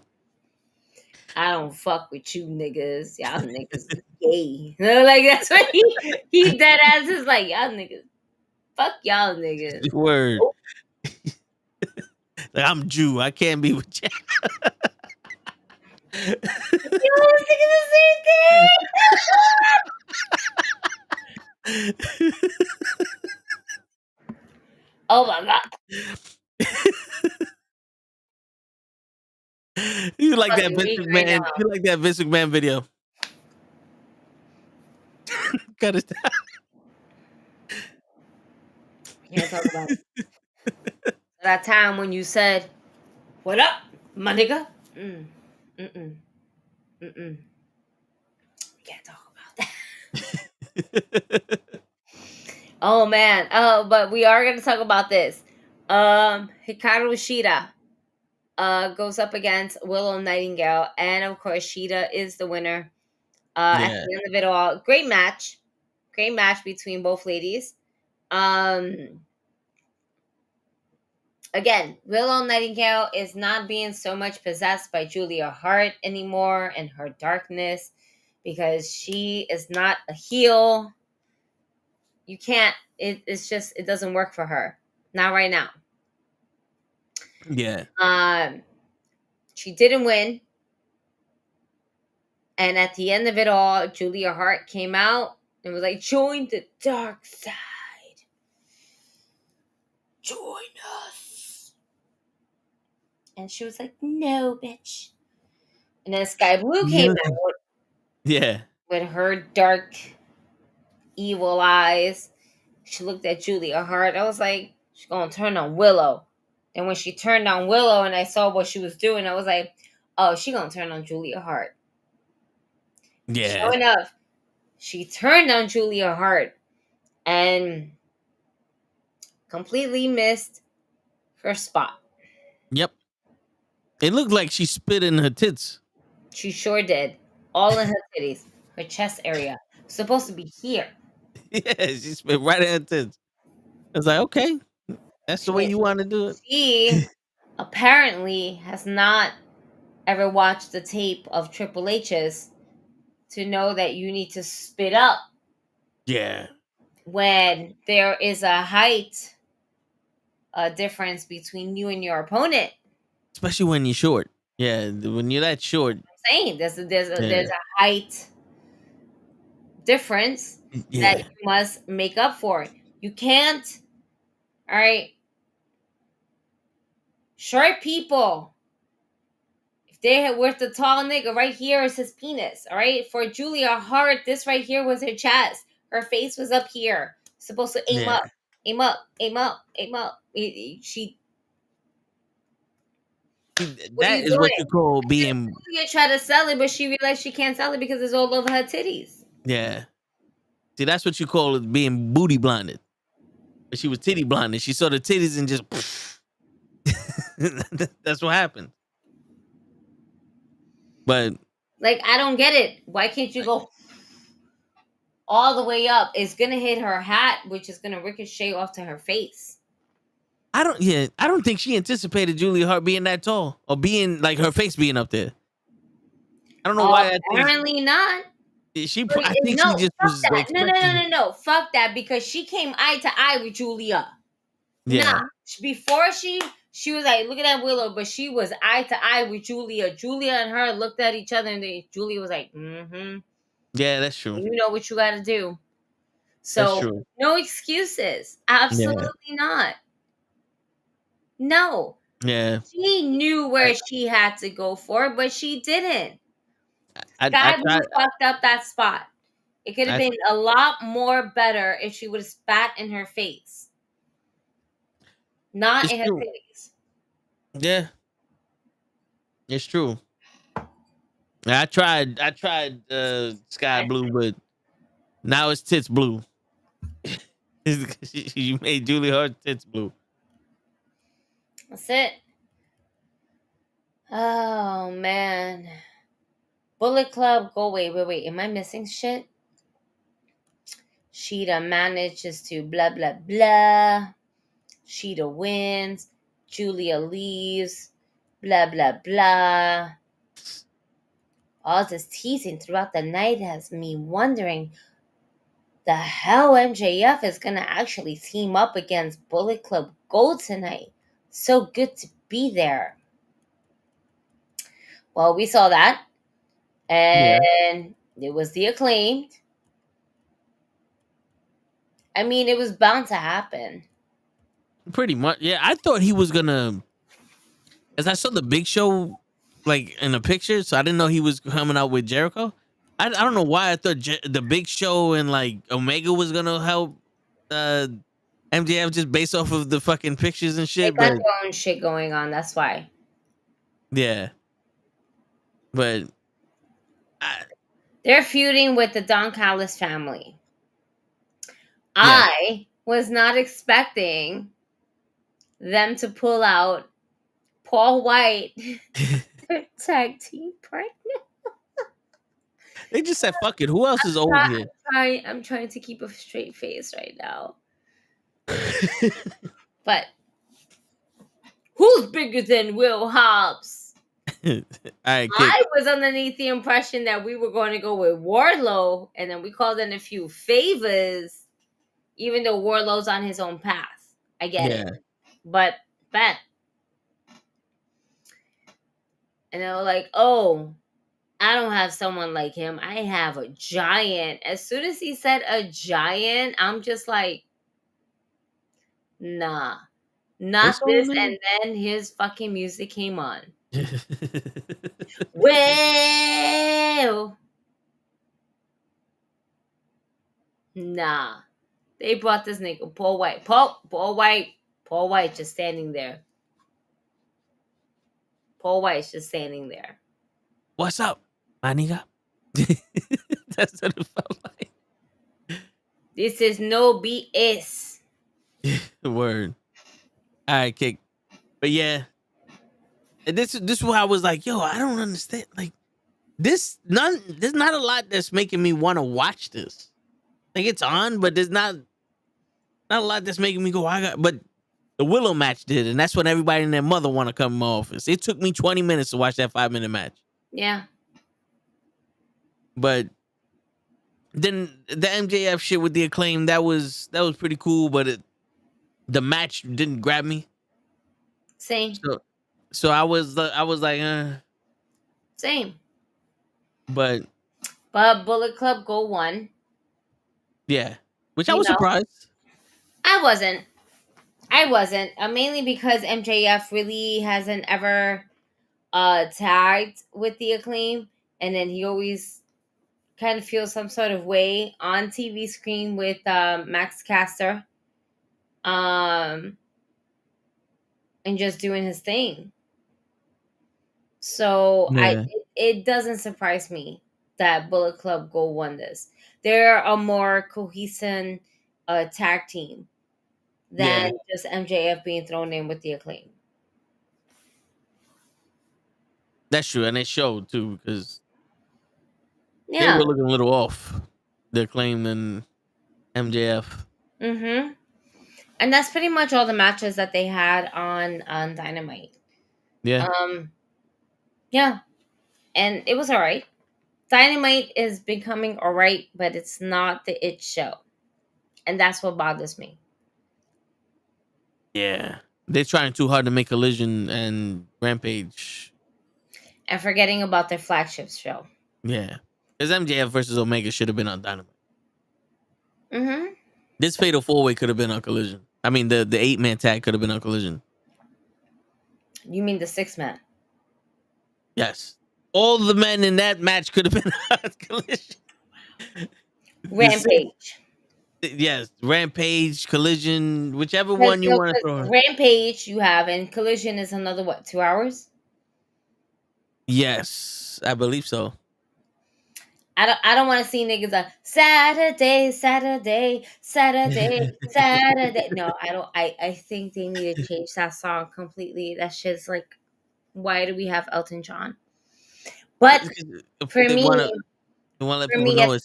like, I'm questioning this, and then I'm also thinking, wait, Tony Khan, AEW. Makes sense. Tony Khan, AEW. Yeah. Oh man, that's a lot. That's a lot. And then I know their next pay-per-view is coming up when? Next month? This month? This month, the 18th. Wait, it can't be the day that we're trying to do the. Oh yeah, I need to request that day. The 18th. Wow. Every time we pick a fucking date, something happens. Something happens. I just found out today. Wait, did I find out today? Did I find out before and then we just confirmed it? He mentioned the date and you said, let me know so I could take the day off. And then everybody's like, so what happened on this date? What happened? What's supposed to happen? I'm trying to catch up. Y'all niggas write a lot in the group chat. I can't keep up. It's a lot. That's why most of the time I just reply with word or the middle finger on one of the posts. That's the best I can do. That's the best I can do. But yeah, fuck it though. We can still go get some fucking steaks. Hold on. This fucking people. I need to wait. You said the 18th. Yes. Saturday. Wait, where are we going Saturday? I guess Texas Roadhouse. That's what they were saying. You ever been to Texas Roadhouse? I used to work at a Texas Roadhouse. Oh, okay. So you have. Their cinnamon butter is fucking banging, yo. That shit slaps, yo. Yeah, that shit is. And them biscuits. Ooh, I love bread. Oh, I love me some bread. Okay, let me stop acting like a child right now. I got fired from that job. It was terrible. Oh my god. Damn. Was it because you were taking the bread? No. It's because I told people to pay me tip money via cash instead of card because I was a trainee and I wasn't going to get paid in tips in card. And then it was a secret shopper. Oh, shit. I bombed that shit. I didn't give a fuck. They still tip me. I don't care. Shit. Oh, man. It's terrible. Hard out here for a pimp. I'll never forget about that cinnamon butter, though. That shit fucking, Saturday.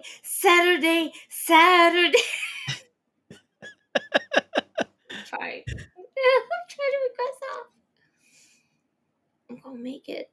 I'm gonna deny everybody else's request and accept mine's only. Fuck it. Word. Fuck these guys.